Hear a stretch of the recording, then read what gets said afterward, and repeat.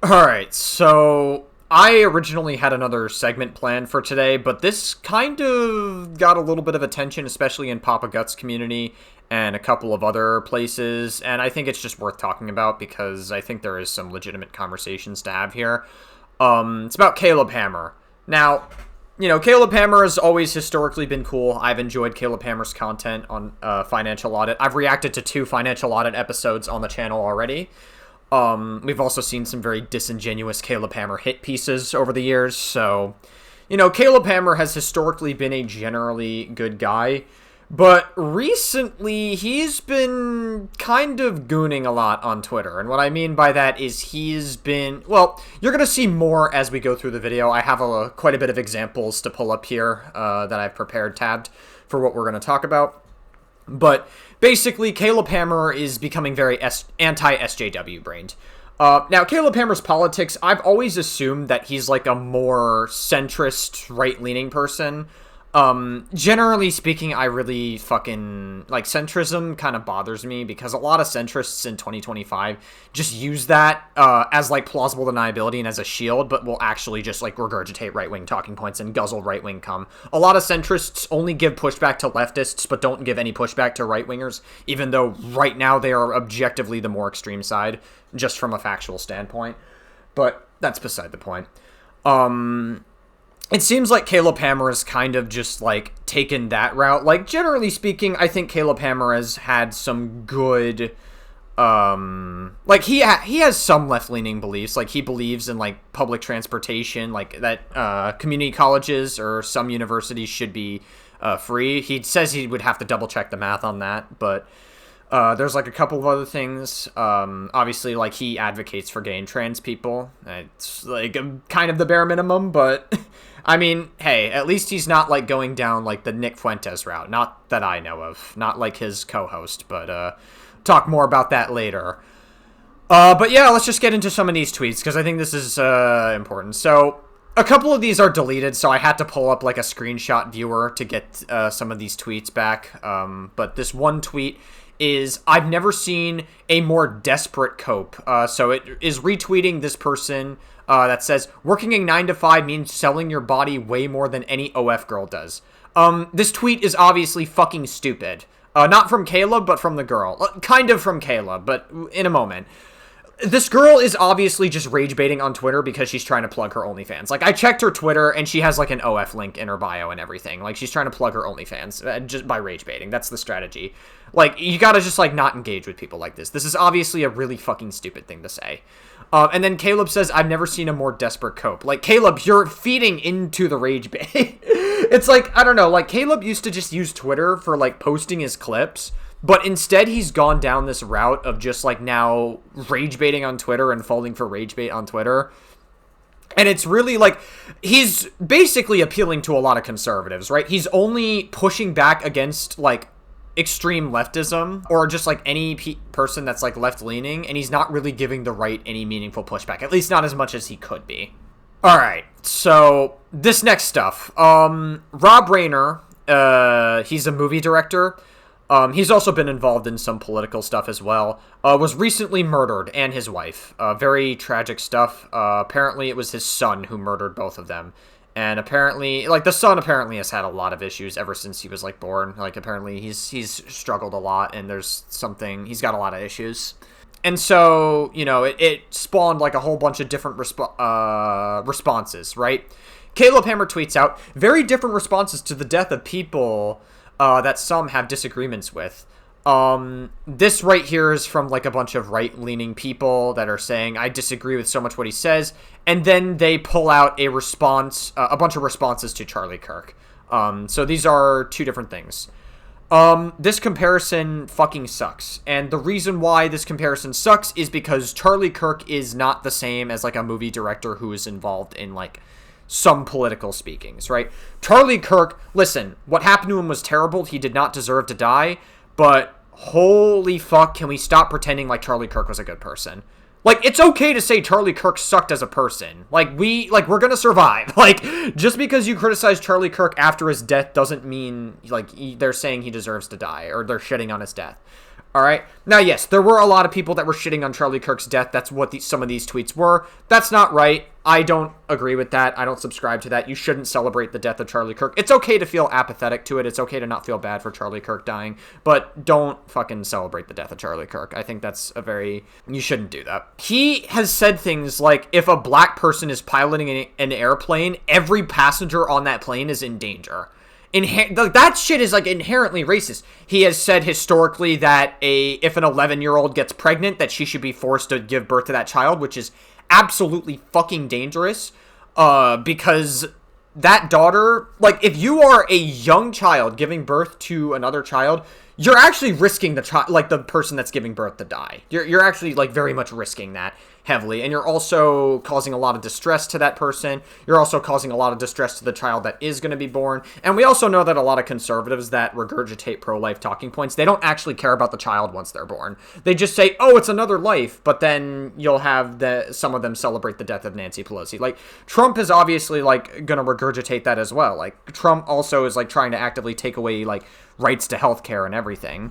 That's what he's been doing. He's, like, been defunding, like, a lot of abortion clinics and stuff. But will be totally fine with mocking the death of Nancy Pelosi Nancy Pelosi's husband, mocking the, Nancy Pelosi's husband getting his head bludgeoned with a fucking hammer. It's very, like, these are apples to oranges. I think Caleb Hammer later admits that this was just, like, a cherry-picked thing that he did. Like, he didn't actually, like, he kind of admits up to this later. That's why this is a deleted tweet, so I guess good on Caleb for admitting that, but still, like, it's just, like, more shit. Like, he's becoming very anti-SJW brained. Next up, we've got Caleb Hammer here saying, what a shit response. The death of political pose is not something to meme or celebrate on. And then the Quartering kind of tweets out the same thing. I'm surprised the Quartering even gave Trump any pushback, not gonna lie. Because, like, the Quartering is, like, hella fucking MAGA. But yeah, this is what Trump posted on Truth Social. And this is what he had to say. A very sad thing happened last night in Hollywood. Rob Reiner, a tortured and struggling, but once very talented movie director and comedy star, has passed away together with his wife Michelle, reportedly due to the anger he caused others through his massive, unyielding, and incurable affliction with a mind-crippling disease known as Trump derangement syndrome. So in other words, Trump is basically blaming Rob Reiner and saying that he is responsible for his own death. Essentially, by this tweet. Like, there's no ambiguity there. Like, there's no discussion to be had. Like, that's just, like, a fact. That is what Trump has been doing here. Trump has been, like, listen, if Caleb Hammer wants to talk about, like, political violence in America, if he wants to talk about far-left extremism, if he wants to talk about that, listen, the right statistically in history, and this is before 2025, in 2025 this has kind of changed a little bit because the pendulum has shifted, but throughout history, the right has been far more violent than the left violence is, ever. Like, the extent of left-leaning violence, for the most part, if you really look in history, has just been vandalism, you know, throwing bricks at ICE, which I understand the sentiment of, because of like, you shouldn't throw bricks at police officers, but again, if you're going to do what Trump has been doing and robbing people of due process and basically using ICE as a makeshift Gestapo, then it's kind of hard to not sympathize with the fact that people are very angry and frustrated with that. That's not to say you should throw bricks at police officers, but you gotta be fucking, like, you gotta actually, like, apply everything in that same thing. Like, in the same, like, equation. Like, again, for the most part, the right-leaning violence, look at the statistics. I pulled up, like, 3 different statistics in a video talking against Asmongold, when I was reacting to Asmongold and the Kyle Kulinski stuff, that the right is, like, far more violent. And Trump is the main perpetrator behind political violence. He has constantly been raising the temperature in America for a while now. For his presidency, and, yeah, like, it just... Trump has been the main proponent of political violence in America, and he's been, like, trying to escalate it further and further and further. So you want to talk about political violence, like, Trump has been, like, one of the main spearheads behind fucking stirring the pot. Here's a clip from Call to Activism on Twitter that they posted. It's a segment from Trump getting an interview, and he talks about Rob Reiner really quick, so I think it's just worth playing this. A number of Republicans have denounced your statement on Truth Social after the murder of Rob Reiner. Do you stand by that post? Well, I wasn't a fan of his at all. He was a deranged person as far as Trump is concerned. He said He knew it was false. Got it. So no pushback to his son, who was obviously had a lot of mental issues growing up. No pushback to any of that whatsoever. Just saying that Rob Reiner is deranged and that it was his own fault that he died. Got it, Trump. Nice. False. In fact, it's the exact opposite, that I was a friend of Russia, controlled by Russia. You know, it was the You absolutely were. Like, there's no ambiguity. Like, we know that Trump's son met with a bunch of, like, fucking Kremlins from Russia to try to get Trump elected. And, like, that one lawyer that was, like, trying to... I would have to deep dive it again, but there is, like, literally... It is basically a proven fact that, like, Russia and Trump were colluding to try to get him elected. Like, there was absolutely interference. There's literally, like, an FBI.gov website that literally says that, like, Russia and Trump were colluding to, like, get elected. Like, he absolutely... There was Russian collusion. It's not... Like, I'm tired of... Like, we shouldn't even be having this discussion anymore. Like, it's basically confirmed at this point. It is confirmed. So I don't even know why, like, we're treating this as a fucking lie. Russia hoax. He was one of the people behind it. I think he hurt himself in career-wise. Well, you definitely were colluding with Russia to get elected, but okay. Became like a deranged person, Trump derangement syndrome. So I was not a fan of Rob Reiner at all, in any way, shape, or form. I thought he was very bad for our country. Yeah. Oh, yeah, okay, got it. So he deserved to die. Thanks, Trump. Very, very cool stuff. You know, it's horrible that Charlie Kirk died, but when Rob Reiner dies, when people on January 6th die, again, Trump has been one of the main proponents for political violence rising in America. Okay, so this stuff, yeah. So there's this woman named Up My Alley. That's an interesting name. But basically, she tweets out, I might have to get one of these because it seems to repel all the most irritating males. She's basically retweeting something related to nose ring theory. Now, nose ring theory, I did not know this. Apparently, nose ring theory stems from a lot of right-wing incels. That I was not aware of. I kind of joke about nose ring theory. I put out a YouTube short recently regarding nose ring theory. I've also had some personal experiences regarding it, so I am a little bit biased in thinking that there's probably some level of truth to it. But at the end of the day, like, in reality, like, if jokes aside, like, it probably doesn't matter in the grand scheme of things if a woman gets a nose ring. If a woman gets a nose ring, it's fine. Like, it is what it is. Like, I joke about it all the time on the channel. It's not that deep, right? And also, just to be clear, to repel against the most irritating males, then Caleb Hammer, quote, retweets a selfie of her, zoomed in on her face, essentially implying that she's ugly. And Caleb Hammer has said multiple times that he thinks that she's ugly. And I'm just like, Caleb, what are we doing? What are we doing? Like, listen, first of all, I don't even think she's an ugly person. I don't think she's unattractive at all. So, I don't really think this is a big own that you thought it was. Second of all, like, the people that she's talking about, like, you realize when you retweet someone and you resort to calling them ugly, like, you realize you come across as an incel, right? You come across as a massive fucking incel, and you come across as somebody who... Like, basically, she talks about irritating men. You're one of the irritating men she's talking about, just to be clear, in this tweet. Now, is it okay to maybe criticize some levels of misandry that exists in online spheres? Absolutely. There is a lot of femcells online that exist just to hate men for the sake of hating men, just because they're fun to hate on. Those people absolutely exist. So you can absolutely criticize those people. That's not really what this person was doing in her tweet. She was just saying, you know, I want to repel against the most irritating males by getting a nose ring theory, and then she, Caleb Hammer's essentially calling her ugly here. It's fucking strange. It's just so weird to, like, fucking say that, like, hey, you know, this woman's ugly or whatever. Like, again, Caleb, you come across as a massive incel when you do shit like this, and you really have to, like, care about optics a little more. Like, he's been gooning a little too hard on Twitter. This alley girl responds to the tweet, and then she retweets it by saying, oh, my high BMI amigo, I would not play that game. And then she fucking retweets a picture of Caleb Hammer. You know, obviously, probably could look a little bit better.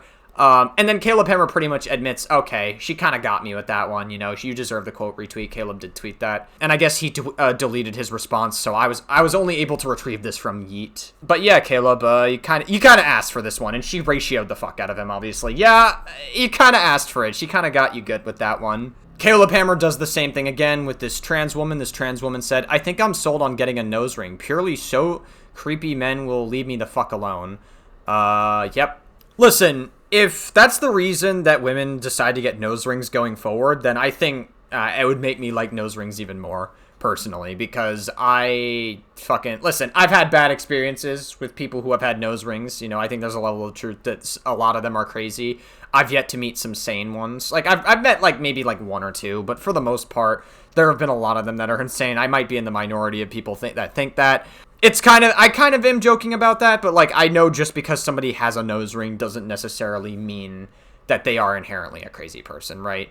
But again, like, these women are just, like, literally saying that, like, they want creepy men to fucking stop talking to them, but then Caleb is just retweeting, calling them ugly. Again, Caleb, you are the fucking people that they're calling irritating or creepy. You come across as a massive incel when you resort to just calling women ugly by retweeting faces of them. It's like, what the fuck are we doing, Caleb? What are we doing? It's like, I think what happened with Caleb is that, like, he got so addicted to being Twitter high. Like, I used to get this on my old, like, DBD Twitter platform when I had it on my old Twitch platform. Like, I would tweet out shit sometimes, and I would tend to get addicted by the likes and retweets that you get. A lot of people tend to get, what's called social media high. There's, like, a level of dopamine you get in it. And so I think that probably happened with Caleb a few times, and then he just started gooning on Twitter more and more and more. And then he, kind of just fell into this rage bait pipeline. And if you look at the replies to some of the tweets, which some of the tweets Caleb has deleted, but if you look at them, Caleb is attracting a lot of really, like, far-right people and extremely right-leaning people that are, like, being like, oh my god, Caleb is so based. You're gonna turn into Asmongold at this rate, Caleb. You're gonna turn into Asmongold where you're gonna become super fucking conservative audience captured. And you're gonna have a lot of really far-right people in your audience that are gonna have insane victim complexes, because Asmongold's audience, I would say more than half of them are incels at this point. Like, they absolutely are. And they have never had a meaningful relationship in their life. Sure, that's not everybody in Asmongold's life, but a lot of them haven't really had any meaningful relationship, and they kind of just, like, blame the world for their problems. They have, like, an insane victim complex. Caleb is gonna fall under that if he's not fucking careful. Like, he really has to be careful with how he interacts, especially on Twitter and other places, because he's really gonna attract a lot of really right-leaning people, and he's gonna get very conservative audience captured. Alright, we've got two more tweets related to this before we actually watch Caleb's response and then Papa Gut going on Caleb Hammer Live, where Caleb says, I think I've been gooning and rage baiting a little too hard on Twitter now. I liked this tweet because, yeah, I can agree with that. Then finally, Caleb Hammer tweets this out, and he says, I have a few passions in life right now: business, personal finances, and challenging extremism. The rise in political extremism has been very worrying to me, and I've started to call it out like crazy on here since my Thanksgiving break. But I've received some valid criticism, even my friend Papa Gut, that I have solely focused on far-left extremism while leaving out far-right extremism. And that's fair. I accept it. Honestly, far-left extremists starting around 2020 with a lot of cancellations and performative activism has honestly annoyed me more than any other forms of extremism.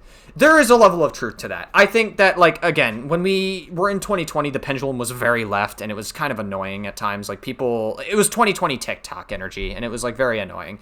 I can sympathize with that a little bit. There's a level of truth to that. But the problem is that Caleb Hammer is playing the centrist game where he only gives pushback to left-leaning people or leftists and doesn't actually give any pushback to right-leaning people whatsoever, even though they are objectively the more extreme ones currently. And these tend to be people that come after me and try to destroy my life with horrible false accusations and doxing BS, so I've definitely focused on them. I can sympathize a little bit with that. But I think I actually want to challenge the rise in political extremism in our culture. I need to buckle down and truly focus on extremism versus just trying to dunk on people here, as fun as it is. As a proven centrist, you're definitely a little bit right-leaning, which is fine. I don't think... Listen, if you're inherently right-leaning, it's fine if you have some right-leaning beliefs. I don't really have a problem with that. The problem is that when you start to play this centrist game and you don't give any meaningful pushback to extremists that are on the right, or people that are MAGA. When you give no pushback to them whatsoever, and when you start over-validating their victim complex, that's a problem. Because they're objectively not correct. If you are on the left or on the right, you are my friend if you are normal. I really hope the normal people on the left and right are the vast majority of this country. Let's find out. We will have fun here. Okay. I don't think this is a bad response, but there's going to be more on Caleb Hammer Live, so we're going to go check that out. Okay, all right, we've got this segment on Caleb Hammer's live show. I think Caleb Hammer started going for the more, like, on his live show, he kind of started going for, like, H3 vibes. Like, he wants to have Brandon in the background, who I personally am not a fan of, gotta be honest. Brandon has some positive sentiment to Nick Fuentes, and that's a problem. I hope Caleb does not pick that up, because Nick Fuentes is a legitimate white nationalist. So, Caleb, if you're against extremism, you would know not to go for Nick Fuentes. But as far as I know, I don't think Caleb has shown any positive sentiment to Nick Fuentes right now. Hopefully it stays that way, but only time will tell. Let's get this started. We have a lot to get through. Link, get your free money. Let's fucking go. Let's move on to the Caleb Hammer Twitter time. Caleb Hammer Twitter time. We're going to call on our friend Papa Gut here in a little bit. We're going to start with a video from Papa God. We're going to full start. Okay, full start. Let's do it. Wait, first link? Papa, yes. We're watching your video, Mr. Pop. First link is Yeet. Well, no, I have a video above that, brother. Oh yeah. Pull up the Papa link. We like the very different I want to responses get to the Papa's Papa's opinion on Caleb's Twitter before we dive into the goonery that is Caleb's Twitter in 2025. This has been a recent development. You've become very active break. on I was X. bored. Yes. Who the fuck still calls Twitter X? Like, literally, like, most people that I know literally just call Twitter still Twitter. We can't give Caleb time off is what I've learned. Yeah, time off equals... You give Caleb time get off, he stir starts crazy. searching where Twitter accounts were made from, and then he starts posting Well, it as I had a live. mission. You did? If I'm being completely honest, I had a mission on Twitter. It was the one social media profile that I had that didn't have like at least 100,000 followers. And I was like, why? So I started doubling down, and I just full went engagement bait. And it is, honestly, easiest platform I've ever gained followers on. It is the easiest platform to use. I couldn't believe it. It is so fucking easy. But I played into it a little too hard. We had some... Yeah, I mean, Twitter is very easy to use. It's not difficult to get into, but also you have to remember that Twitter is like a toxic fucking cesspool, and it's inherently a right-leaning platform. I know people are like, oh, but like right-leaning people say it's left-leaning. No, it's a right-leaning platform. Fuck you. It's absolutely a right-leaning platform. The person that runs it is literally a right-leaning person. Fun. And Papa called me out. Papa and I are friends, but no, we're friends in a healthy way where he will call me out what he thinks. He won't just give me, he'll give me a little bit of grace, but he won't give me like the grace unlimited. So he will call me out when he disagrees. And, I talk about extremism. I talk often right now a lot, and I've called this out myself, far left extremism. I haven't talked as much about far right. A lot of it is because usually you see the extremism on the other side when the other side's in office. So right now we have right wing in office, so there's a lot of far left online. But that's not necessarily true, actually. In this case, because Trump's in office, we're actually seeing a lot more right-leaning extremism, if anything, be more accepted. So I actually am going to push back on Caleb on that a little bit. I actually don't think that's true at all. You know, we saw a lot of left-leaning extremism during, like, I guess, if you really want to, like, I guess go there, like, we saw a lot of it in COVID during the whole George Floyd stuff that was going on. But even then, a majority of the property destruction and the car destruction was mainly people that were not even a part of those protests to begin with. They were not even part of the, like, Black Lives Matter protests whatsoever. So it's not what it is whatsoever. A lot of people tend to like misrepresent that a lot. They try to misrepresent the stats and say that it's BLM that was doing that. Most of the BLM protests even then were peaceful. That's not to say that left-wing extremism doesn't exist, but the left-wing extremism, if anything, is like very... It's miles behind what right-wing extremism is. Right-wing extremism is extraordinarily hateful and violent. Regardless of that, Papa and I have talked. We know that I'm a centrist, like I straight up am, but I will go to the right. Again, I mean, like, we say that you're a centrist, but you're definitely right-leaning, which is fine, by the way. Like, I'm not saying that, like, being a right-leaning person is bad. Like, it's okay to have right-leaning beliefs, you know, as long as you don't use it. As long as you don't hate groups of people, and as long as you're not actively trying to hurt anybody with those beliefs, it's fine. Like, it really is. It's not that big of a deal to have some right-leaning beliefs. One thing I really enjoy from the right, I would say the one positive sentiment is, like, family values. I think that's, like, a generally, like, they tend to have better family values on the right than they do on the left. Which is not really, like, a policy, when we're talking about politics, but, like, generally right-leaning people are more family-oriented than, like, left-leaning people are. I will go to the left, depending on whatever the policy that we're talking about is. Wherever the facts lie, I will go, and I will always change my opinion. Papa God is on the left. He says that, and that's totally chill. And I love normal people on the left. I love normal people on the right. I'm friends with everyone like that as long as they're not extremists. But because of that, I definitely raged to the right on Twitter, 100%. And Papa called me out. Let's watch Papa's video. Very different responses to the death of people who people have some disagreements with. Basically, the idea is like, hey, Rob Reiner died. This is awful news. I'm assuming that this is the fallout of Charlie Kirk's death. Definitely. Now, a lot of Papa. I don't mean to ruin your AVD Papa, but actually, no, he does start with me. I watched it the live one yesterday. Oh, has Caleb Hammer not actually watched like a legitimate upload on Papa Gut? Has he not actually watched like a legitimate live upload instead of just like a live stream? Okay, that's interesting. I'm surprised that Caleb hasn't watched a single Papa Gut upload. That's kind of what that communicates to me as well. I think some of the video is not about me, but we'll do the me segments. Did I just see GameStop girl in this? Huh? Did I just see the GameStop girl so in this? hot. She's beautiful. I need her in her septum piercing. Yeah, me too. Dude, I saw him in here before. That's crazy. I don't know if he's still in here, but I got to be in his chat right at the beginning, and then right at the end before I had to get into therapy. So I almost called in, but I didn't have enough time. listen, we're gonna talk about this Rob Reiner thing. And Very sad, by the way.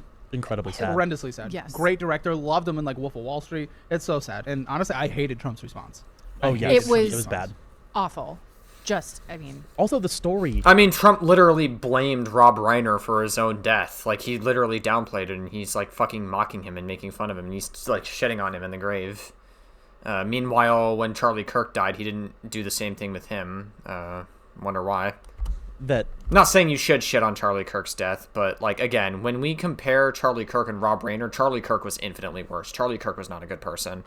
was pushed out was kind of insane, of finding two people that were the ages of him and his wife found dead in his house, and then hours later reporting that it was them. Yeah, I mean, I was- guess it's- that's because it's just, well, that's I guess that's what the press reported, right? Yes. Right. And they only had what the police had, and the police was releasing limited information. It is still weird, though, that it takes that long to be like, these two people in his house, the exact same age. I don't It was know. 4 hours, yes. to be fair. Like, Yeah. it was around like 3:20, 3:40, somewhere in there that the cop showed up. Yeah. And it was found- around 7:20. I mean, Pacific And they Standard reported this Time. morning, shit ton of blood found in his son's hotel. But either way, that's not what this video is about. Oh, the whole video is about us. Okay, cool. I want to talk about Caleb, and I want to talk about how I feel like he's been as anti SJW as I was when I first started doing TikTok. And It is true, because I'll be honest, I find both sides of extremism annoying, but I find the extremism, or I find both sides of extremism dangerous, but I find the far left extremism annoying. I mean, yeah, like, far left extremism is annoying, and listen, I hate far left people just as much as the next person, but, like, I think we need to understand that far right extremism is a lot more dangerous. Far right extremism is far more dangerous than far left extremism, because really, far left extremism is, like, advocating for LGBTQ. Like, according to a person that's MAGA, that would be considered far left extremism. Like, that's really the extent of what far left extremists are. Like, versus the right's extremism, where they fucking have people that are, like, white nationalists or beat Nancy Pelosi's husband in the head with a hammer. Like, stuff like that. And then you have Donald Trump making fun of it. Annoying. Far right extremism scares me. Whole extremism scares me. Exactly. And Yeah. far left Yeah. extremism scares me too, but the far left extremism. Well, if all extremism scares you, Brandon, why the fuck do you have positive support for Nick Fuentes? I don't know if I totally believe that, but okay. also annoys me because they tend to be so loud on the internet. Apparently, Papa Gut's supposed to have a conversation with Brandon as well, so we might make that I might make that a separate video, because I don't want to make this video super long. This video is meant to be about Caleb. And they're so, they're just so annoying. keep seeing it. It's triggering the fuck out of me. I'm sorry, I Bob. like I Caleb love a lot, and I know he's not some weird right-wing freak, but he seems to be curing an audience of right-wing freaks with the way that he's putting himself out there.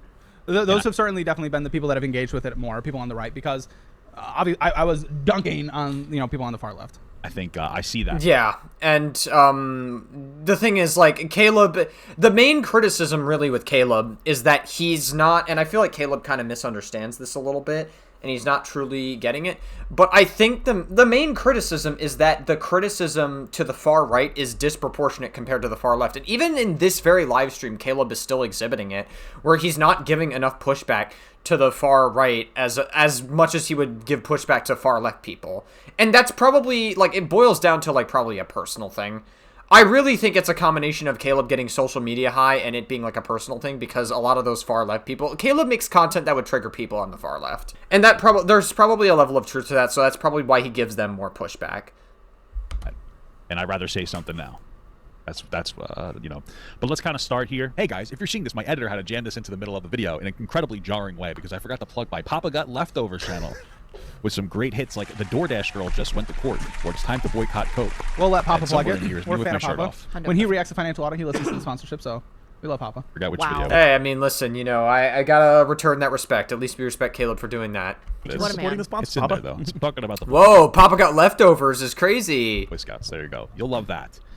So Guys, go watch Papa Got Leftovers. It's got some great Gooner stuff. Oh, hey, I requested some of these shorts. I requested the woman who almost died from getting farted on, or the fucking this OF model here. Yeah, I requested watching both of these. Look at that. go take a look if you like. Papa Got Leftovers. Go Shorter check it out. form Support our content. friend. I saw this post. follow I try him not to go right on Twitter too much, but I follow Caleb. He's one of the first people I see when I go on Twitter. So when That's not great. Technically, that's a secret cameo because I requested both of those fucking shorts, and they wouldn't have ended up there if it wasn't for me. And I got a cameo on Caleb Hammer in a very weird, obscure way. We love it. We're making it in the world. Dude, you are always at the top of my feed when I get on Oh X. fuck. see like, oh, And I have fuck. your notifications on. So I saw this very different responses to the death of people who have some who people have some disagreements with. And one thing I'm always willing to do is, first of all, there's a lot of criticism that'll always happen online, and especially on Reddit. Not all of it is valid criticism. You have to really listen to everything, determine what is valid, what is not, what vibes with you and what's not. A lot of people think what they think is valid. Well, it's not just about what vibes with you. Like, listen, there's a level of truth to what Caleb is saying here, but it's not always about what vibes with you and what doesn't. Even if you don't vibe with certain criticism, that doesn't necessarily mean that criticism isn't valid, right? Now, and on the other side of the coin, sometimes you will get criticism, but it won't always be proportionate, right? Sometimes you'll get criticism that it goes a little bit too far, even if there's a level of truth to it, right? So, you know, I guess it works both ways. It can go extreme in both ways. You kind of have to parse through it reasonably, not whether or not it vibes with you. I think that's just important to bring up. Criticism is legitimately not, because they just have no context. They don't understand what's actually happening. I had valid criticism around this. I very much cherry picked this one tweet from a more right-wing account that was like very generous and nice about the death of Rob, and then pulled a screenshot from a bunch of people that were mean about Charlie. And I ate my words on this one, because then Trump came out with his post, and I saw some other right-wing posts. It wasn't as extreme as people, because like a lot of people, it wasn't as extreme as the Charlie one, but even still, I cherry picked this, and I'm willing to eat my words on that. Yeah, I think Caleb kind of just did like the classic right-wing talking point of just like, hey, you know, I looked at this and I decided to cherry pick that. Caleb literally just did what a lot of right-wingers do when they try to like argue stuff in bad faith on social media. They cherry pick arguments very specifically in such a way to push disinformation. That's a very popular right-wing debate tactic online. It's very disingenuous, and it's very easy to radicalize people like that. So I hope that Caleb doesn't do that going forward. I hope Caleb just stops gooning on Twitter. I feel like Caleb just needs to take a bit of a break off Twitter, or maybe like only use Twitter to like post clips to get yourself out there, which I think is like fine. Like you can use Twitter to post clips, obviously. That's not the issue. But maybe like stop gooning on Twitter as much, because like obviously you're really like building yourself a conservative leaning audience, and you're going to get very conservative audience captured if you do it this way. Absolutely did. It was that's why I ended up deleting this tweet. And I mean, the tweet did really well. Anyone that retweeted or tried to dunk on it, like they never got more likes than me, but I was still wrong. So I happily deleted it. And we got right here. This is Rob Reiner. He was killed, I believe, by his son. I guess this is an opportunity for us to do Well, it's not confirmed yet, but it's definitely not looking good for the son. A lot of it is pointing to the son doing it. So, yeah. a little rundown on an article. We probably won't get into all that. Him and his wife is dead. They are dead. They were possibly killed by the son. I don't want to get too much into the specifics when we don't know. I hate breaking news content. This one is a suspect. Yeah, I don't want to get into the specifics. But I see this, right? And Erica Kirk kind of looks like Lindsay. Whoa! Ginger. I don't see it, but thank you. She's pretty. Yeah, that's a compliment, right? I don't know. I don't know if my friend Lindsay. I'm not speaking. I mean, I'm gonna be real with you. Like, I'm not trying to be that guy. I personally don't find Erica Kirk that pretty, but maybe some other guys will, and maybe I don't know. It's just maybe it's because like I don't know, if I see a woman and they tend to be like very nasty and they tend to be not very good and disingenuous. Like the other night I was watching Papa Gut react to Erica Kirk going live with what was her name? Something Weiss, I forget her name, but she had like an interview and it was like really fucking horrible dog shit, and that was just a massive turnoff for me. Like, I don't know, like, yes, like, attractiveness matters, like, looks matter to an extent, but, like, personality can also turn me off as well. If a woman's hot but they have a terrible personality, it's a turnoff for me. I love her, but interviews lately, crazy eyes, and I hope I don't have crazy eyes. I've heard glassed eyes is what I've heard. Like, following a tragedy. Oh, interesting. Okay, yeah. Basically, the idea is like, hey, Rob Reiner died or was killed. Some kind of tragedy happened. And we have 2 comments here that just say, like, hey, I disagree with him so much, but it's just awful news. I will never celebrate the death. Her name is not woke now, by. She's an anti-woke girl, but I guess, I don't know, I guess she was normal about it for what it's worth, but still, Jesus Christ. The political foe. And then Caleb is highlighted. That's the thing, though, but, like, a lot of right-leaning people that, like, have a left-leaning foe die, like, they would fucking celebrate that shit. Not those guys in particular, but there's a lot of them that absolutely would. I'm assuming that this is the fallout of Charlie Kirk's death. Yeah, which is valid to call out. Call out that those people were fucking crazy. But then people went crazy on the death of this guy, too, which fucking sucks. Really shouldn't. I don't, listen, the only, like, political deaths that I'm like, okay, we're talking, like, Hitler and Adolf Hitler. Yeah, like, okay, fine. I mean, that's fine. But, like, yeah, obviously it's not great to be celebrating the death of Charlie Kirk, but, like, we gotta stop. People whitewash Charlie Kirk's death so much, and, like, people compare Charlie Kirk to, like, MLK. It's not even close. MLK is, like, one of the greatest Americans we've ever had. He fought for civil rights. Charlie Kirk literally said that the Civil Rights Act was a bad thing, and he also called MLK a bad person. He also said that, I'm pretty sure Charlie Kirk said that we should bring back slavery and public executions. He just said a lot of, like, feel-good takes.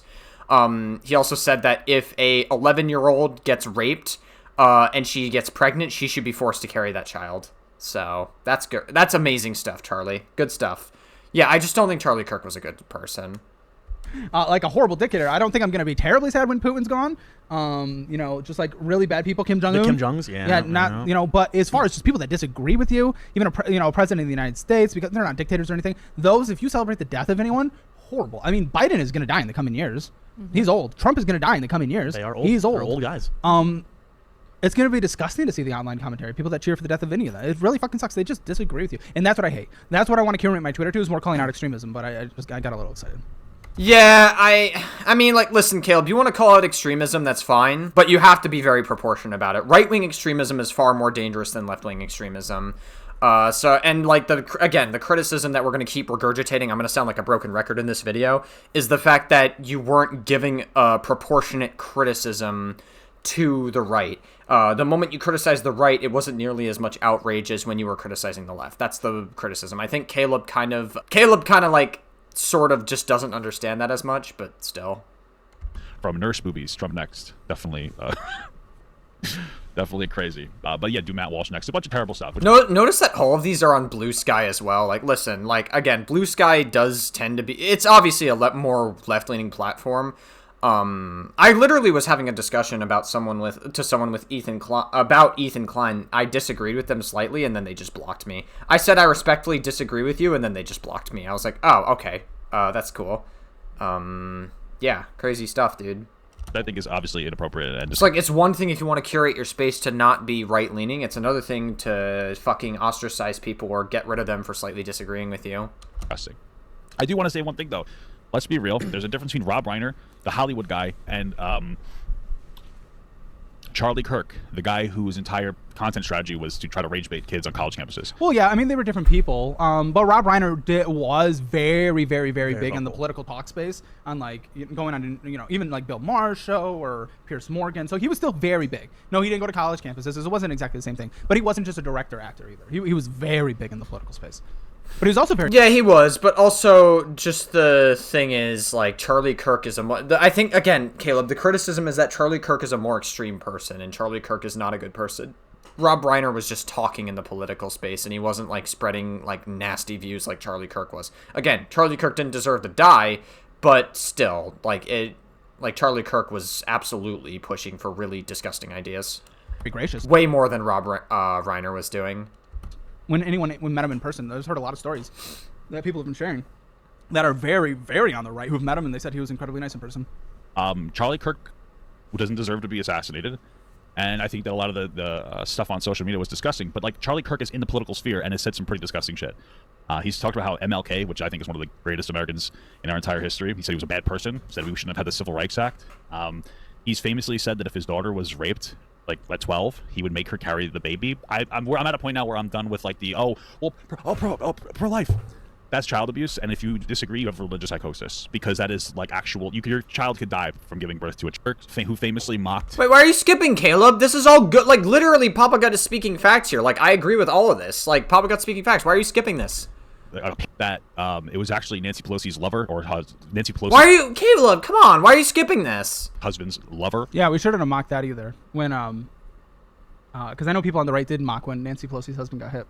Oh, and they're The hammer. And that fucking sucks. You just can't do that. Just because you disagree with people, we can't do that. And like a bunch of other conspiracy theories, right? Very bad person. Charlie Kirk is not a good person. The only point that I'm trying to make here is that like this is two different people. Charlie Kirk received the energy online that he put out into the atmosphere. I don't like that. I don't know if he called for the death or celebrated the death of people. If this clip's out there, I'll watch it. Well, Charlie Kirk was saying that you shouldn't feel bad for some people that die or that had to die because of certain things being pulled up. Like, I could try to pull up a clip of it. I mean, if I did, this video's going to be super long. So I just don't think it's, I don't know. I mean, I might as well do it. I'll find it. Fuck it. Right here. This YouTube short by Daily Mail. I think it's worth to have a cost of, unfortunately, some gun deaths every single year so that we can have the Second Amendment to protect our other God-given rights. That is a prudent deal. Charlie Kirk says it is worth it to have people die so that they can protect gun laws. That's it. Like, literally, like, Charlie Kirk was putting out energy in the world. I also forgot to mention that Charlie Kirk said that transgenderism is a mental illness, and that, like, again, these are all, like, extremely hateful ideas, and not only are they hateful, but this idea that people need to die to preserve a law is fucking crazy work. It's like how a villain would talk in a video game. It's like there has to be sacrifices along the way. That's kind of like how a fucking villain would talk. So that's kind of what Papa Gut means when he says that Charlie Kirk got the energy that he put out into the world. That's not a justifier for his death. That's just saying that, like, you put out energy into the world, you get that energy coming back at you. Like, again, we can acknowledge that Charlie Kirk didn't deserve to die, but that we also have to remember that he himself, he was not a good person. Charlie Kirk was not a good guy. Like, I know, well, listen, he was into politics. He was in a more divisive end of politics for sure. So it was very, politics gets negative real quick. I get that. But, I mean, in those screenshots where people are, like, celebrating or saying that who's next, they're like, oh, I hope Trump's next. I hope blah, blah, blah, blah, blah. I've had people call me a fascist saying that they hope I'm next. I have people on my Snark Club all the time saying, oh, they can't wait for my end, the day that Caleb Hammer's no longer on this earth. So it's like, that's not the energy I put out there. I wouldn't say that's the energy that Charlie put out there. I mean, maybe. No, it definitely was you're wrong about that, Caleb. Charlie Kirk absolutely put out that energy out there. To someone like you, though, like, I agree that extremism can be applied to anything. They could apply that to you, even though you don't really put that energy out there, Caleb. I will say you definitely do rage bait quite a bit online. So, like, obviously, like, you could probably, like, not rage bait as much, but that doesn't mean you deserve to die, right? So, like, I get it, but also, like, again, Charlie Kirk definitely put out that energy. So, like, I don't know, dude. Politics does get negative, but I don't think... Unless there's clips. I'll look at clips. And, Papa, we can talk about this in a second, but I don't think called for the death or celebrated the death of people. Well, I also think one of the things about Charlie Kirk is that he had a lot of faith-based political takes. And I do think that that is different from people that just look at politics more objectively. So faith-based. Faith-based, yeah, no, it was based off of religion, and Charlie Kirk had religious psychosis, right? There's a massive difference. If you believe that, in, like, a magical apple curse and you think that transgenderism is a mental illness, you have religious psychosis. If you think that an 11-year-old that gets raped should be forced to carry a child because the Bible says so, you have religious psychosis. You are mentally ill if you think that. Like, that is, like, really a form of, like, schizophrenia, maybe even, I would go as far as to say. Like, some form of illness, whatever the fucking case is, you have religious psychosis. But if you're agnostic and you believe that a God may have existed and there's a reason that everything around us exists, that everything forms, if you're, like, very spiritual or you believe that a God exists in a non, like, organized religion way, that's, like, fine. You don't have religious psychosis. There's a massive difference between the two. Like, Charlie Kirk is the kind of person that had religious psychosis. Yes. It has to stem from his ideology. Yes. And I think that is the difference as to why he believed. A lot of what he believed was, like I said, a lot of it was rooted in his faith. Yeah. So I think that is a different element of his political takes. So, I mean, you can't knock someone for their own personal religious beliefs. Well, no, I disagree with that. Yeah, you can. I mean, I fucking fuck you. In Muslim countries, they throw gay people off buildings and they stone women. Like, absolutely, I'll criticize people for may their not be religious right, beliefs. but you know, people are entitled to their beliefs. They're entitled. Yeah, people are entitled to their beliefs, but that doesn't mean that belief is valid whatsoever. Like, if people, like, again, going back to Caleb Hammer's example, if you're in the Middle East, in Saudi Arabia, if you kill journalists for criticizing the government, or you fucking stone gay people, or you kill women in the Middle East, like, yeah, obviously that belief is not valid whatsoever. No, that's disgusting. We shouldn't stand for stuff like that. Absolutely not. Same for Charlie Kirk. You absolutely shouldn't stand for him saying that an 11-year-old should give birth to a rape baby because the Bible says so. Their beliefs, but no religion is sacred from criticism. Yeah. Rob Reiner is receiving the same energy he put online. Like, he's receiving the same energy he put out into the atmosphere. That's it. I don't know what else to tell you.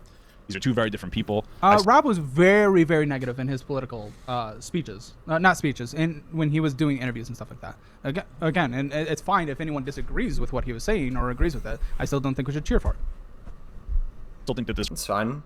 Okay, that's fine. I don't think that's a hot take. rhetoric is gross. Yeah. But these are two very different people. And so, like, to me, when I see a post like this from Caleb, I see a lot of, like, I see too much, in my opinion, weird right-wing fluff piece shit. That's what this is to me. The comparison here is, like, in my opinion, and I'm just gonna be a little bit raw about it, is intellectually dishonest.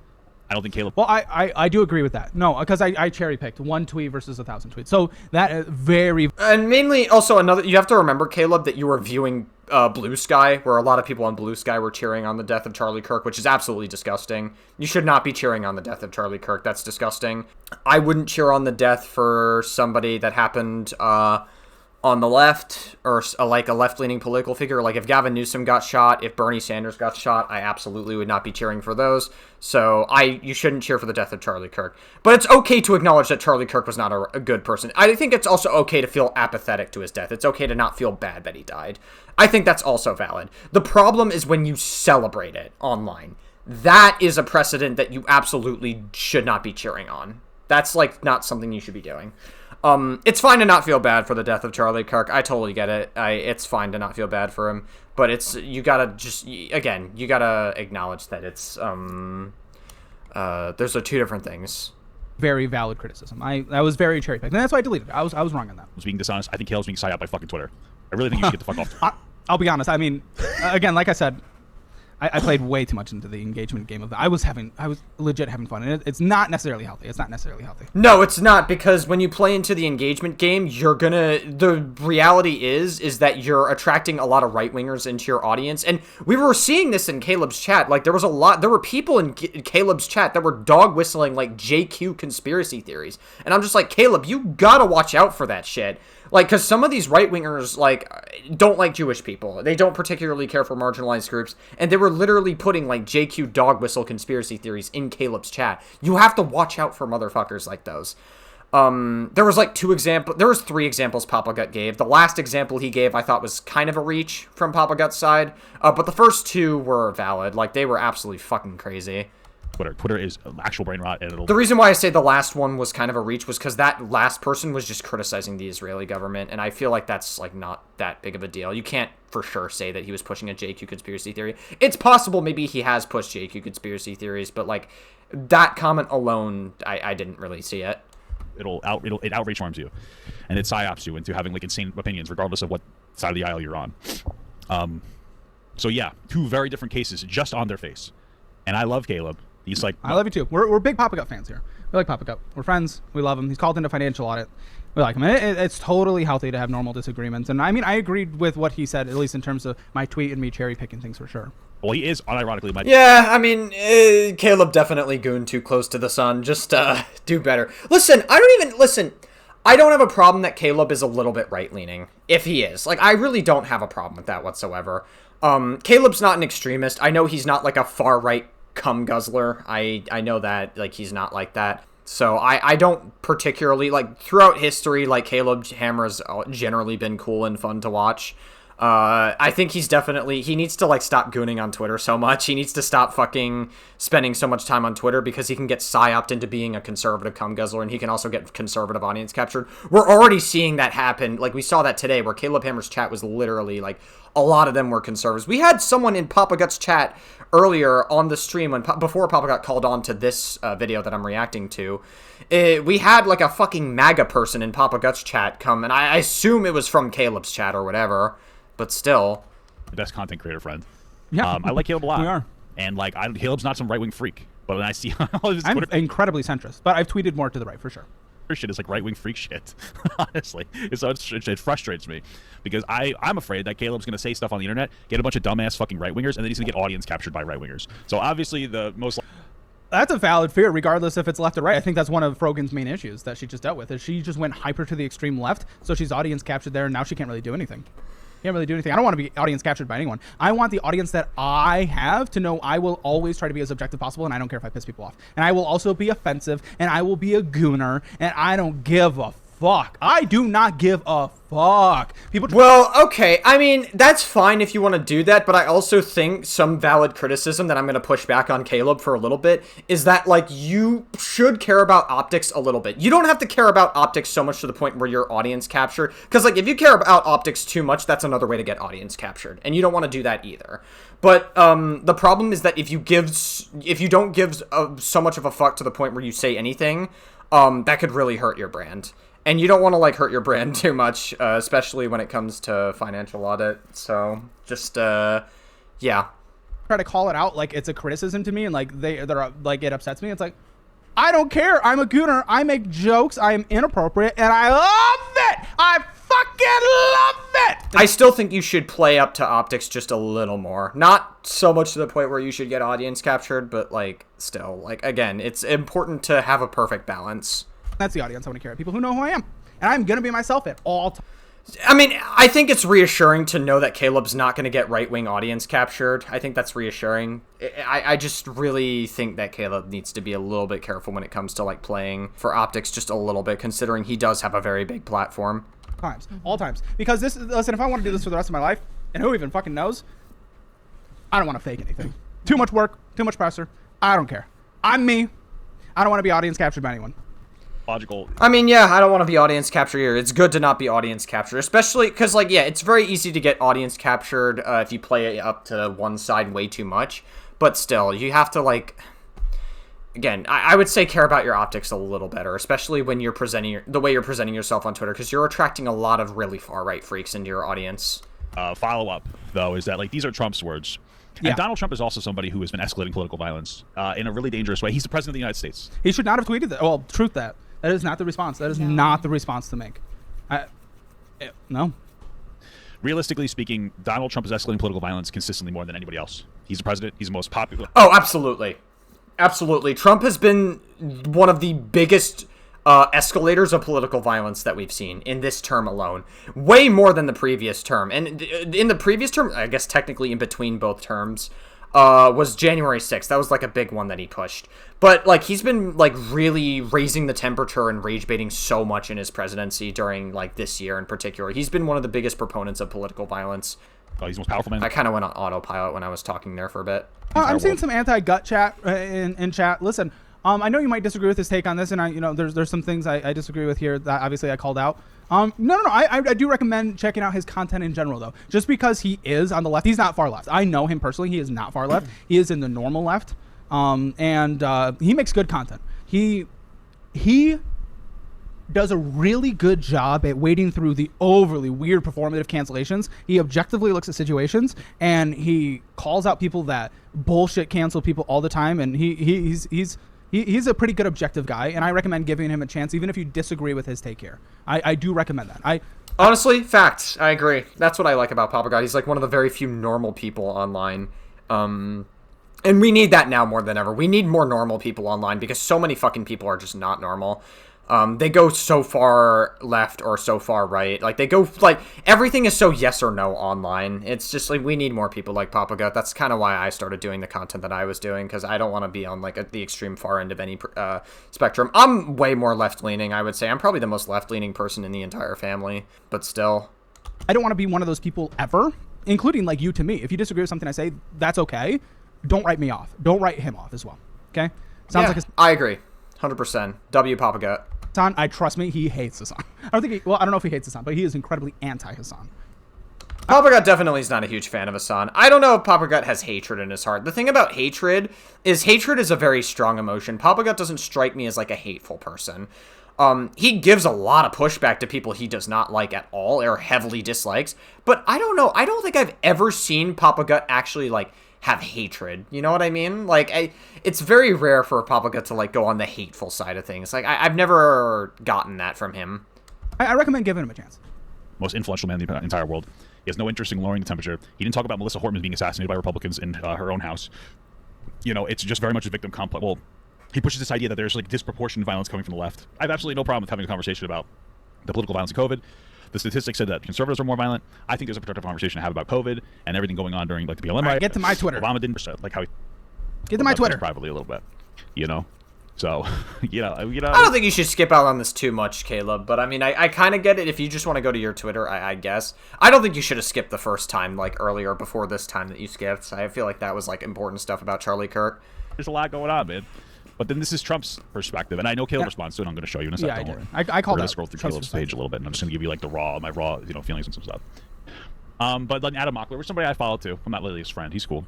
We're mutuals, but Caleb again, best friend. I don't think I know him. Adam Mocker? He does highlight this. I'm sure Caleb didn't see this, but this is Donald Trump's response. A very sad thing happened last night in Hollywood. Rob Reiner, a tortured and struggling but once very talented movie director and comedy star, has passed away together with his wife, Michelle, reportedly due to the anger he caused others through his massive, unyielding, and I just followed him back, Adam Mockler. He works for Media Touch. Okay. Incurable affliction with a mind-crippling disease known as Trump derangement syndrome. So basically what he's saying is Rob Reiner deserved to be killed. Yeah, absolutely. There's no other interpretation to have from this Truth Social post from Donald Trump. Like, it's absolutely fucking...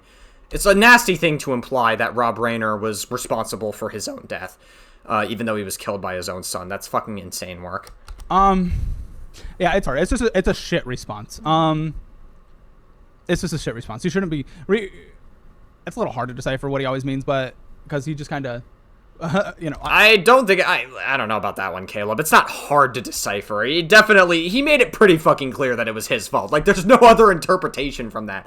It's not hard to decipher, Caleb. This is what we're talking about. Like, listen, I love Caleb, but like, this is what we're talking about. This is when he fucking just doesn't give enough pushback to right-leaning figures. It's very frustrating because it's like, objectively, they do shit that is not fucking good.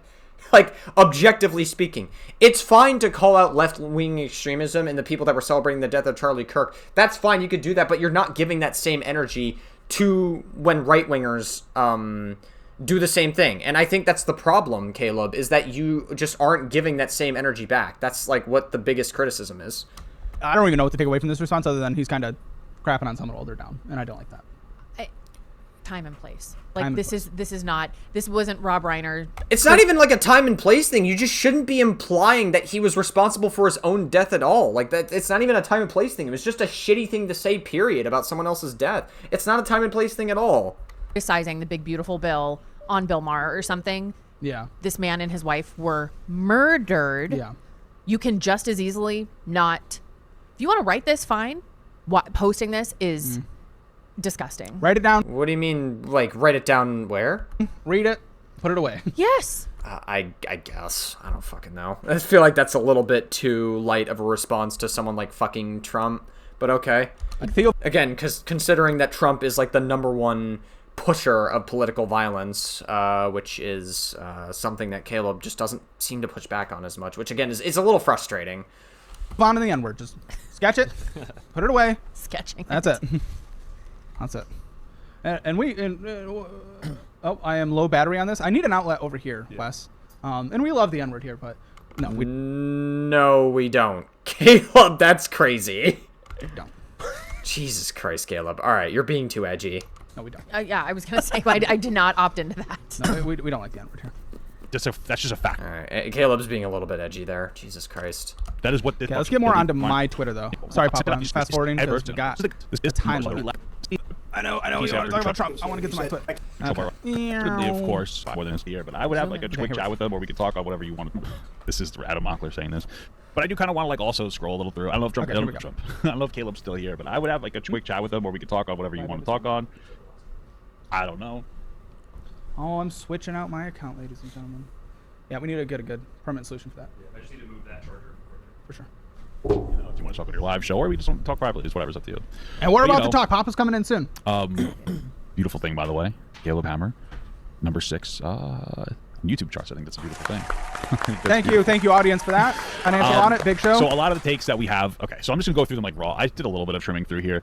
I've already went through some of these takes. I already like talked about it earlier, so I don't really have much commentary I can give here. Like again, this whole like tweet where Caleb said, "I've never seen more desperate cope about working a 9 to 5 means you're selling your body way more than any OF girl does." This is obviously a woman who's like fucking just like posting this, and she's obviously like rage baiting people into subscribing to her OnlyFans. That's what this reads to me as. That's what this post is. All right, like it is very obvious. Again, Caleb's not this fucking right winger, but the shit that I see him. I'm not, but I had fun. I had fun. Mm-hmm. And I always want to be objective. At least from what I found. Obviously, the algorithm feeds you different things. Well, Caleb, here's the thing, right? The algorithm feeds you what you're going to engage with, not necessarily what you like. The algorithm only feeds what it knows you're going to engage with. It's like that on pretty much every social media platform. Now, does it work differently with like how it's coded into the platform? Yes, absolutely, especially on Twitter, where Elon Musk artificially inflates the algorithm with a bunch of right-wing garbage. Just garbage right-wing bullshit and disinformation. Like, Elon Musk artificially inflates the algorithm with that. Yes, absolutely.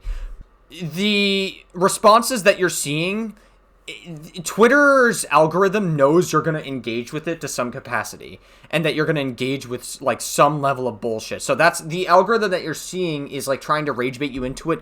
Like if you go to a comment section on like a Twitter feed, right?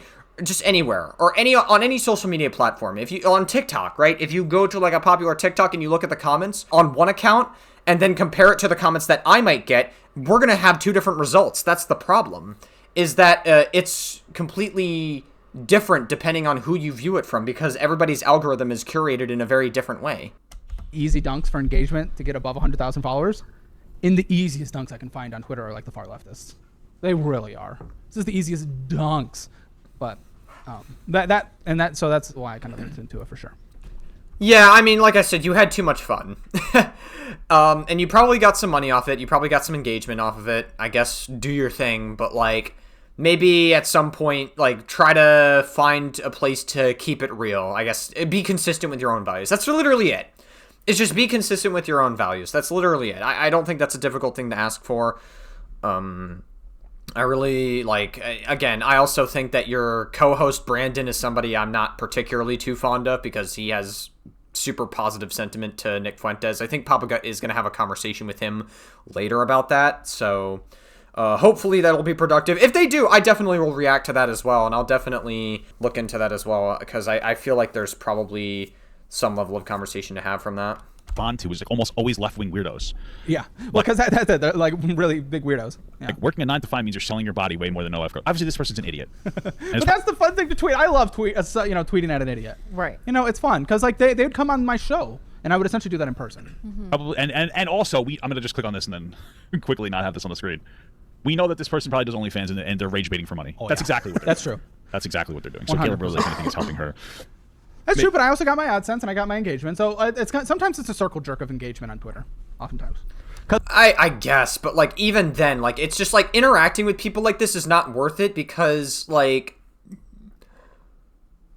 this person is obviously trying to like bait for OnlyFans. Like that's literally it. That's like this person is obviously trying to bait for people subscribing to their OnlyFans. That's all this is.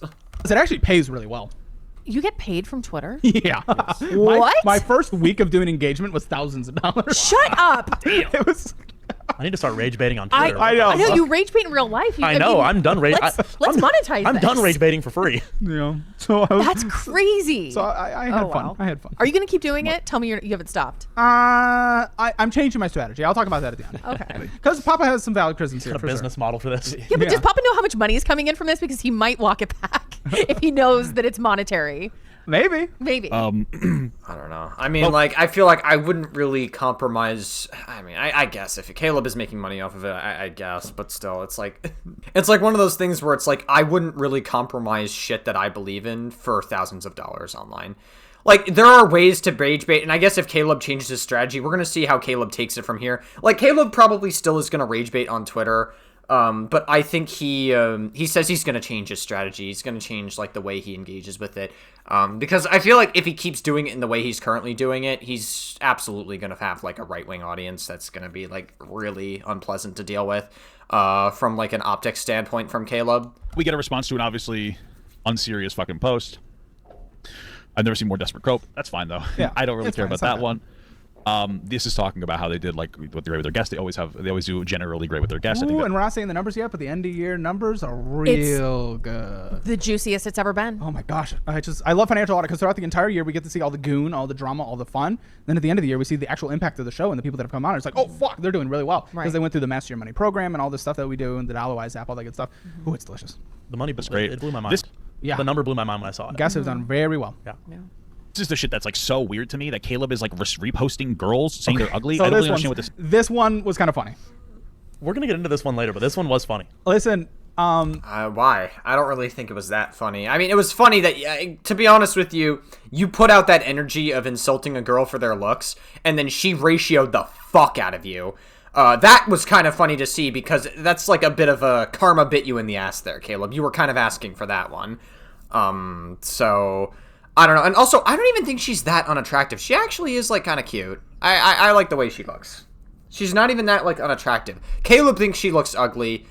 That's really, like, I don't know. The way Caleb communicates that, he really comes across like he's a bit of an incel. But, you know, whatever. yeah, so I will explain the logic of my post. She says that she needed to get a septum piercing to repel men. So I just posted a picture of herself because I don't really know what guy would go for... She's ugly. I don't agree with you. And a lot of people disagree with Caleb. Listen, Caleb, you can be attracted to a woman, or listen, you could say that a woman's attractive without being attracted to them. That's the point. Is she not ugly? I don't think she's ugly. I would not call her ugly. Really? But She's just not my... She just she's must just not not be your my type. type. She's not your type. She has she's a not your weird type. face, though. I think she's I think she's in like. Again, you come across as like a massive incel when you say shit like this. Listen, Caleb, if you don't think she's hot, I guess that's like a personal preference thing. But you don't have to be fucking tweeting it online. You don't have to be fucking rage baiting this dumb shit, dude. Like, because you're attracting what Asmongold's audience, basically. Like, Asmongold's audience is full of really far-right incel motherfuckers. Like, Asmongold is not a particularly good person. I would go as far as to say Asmongold is way more egregious with dumb shit being said than Caleb is. And my biggest concern is if Caleb keeps going down this route, he's going to attract the same level of audience that Asmongold has, basically. The 6-7 realm. If we You'd were give off her a camera, 6-7. if we She's were in the off, 6-7 if we were off realm. camera, you would be shitting on her. You think so? Yes. I disagree because I don't think that's a bad photo. I disagree because you know, Am I wrong on this? we have some I think she's kind of cute.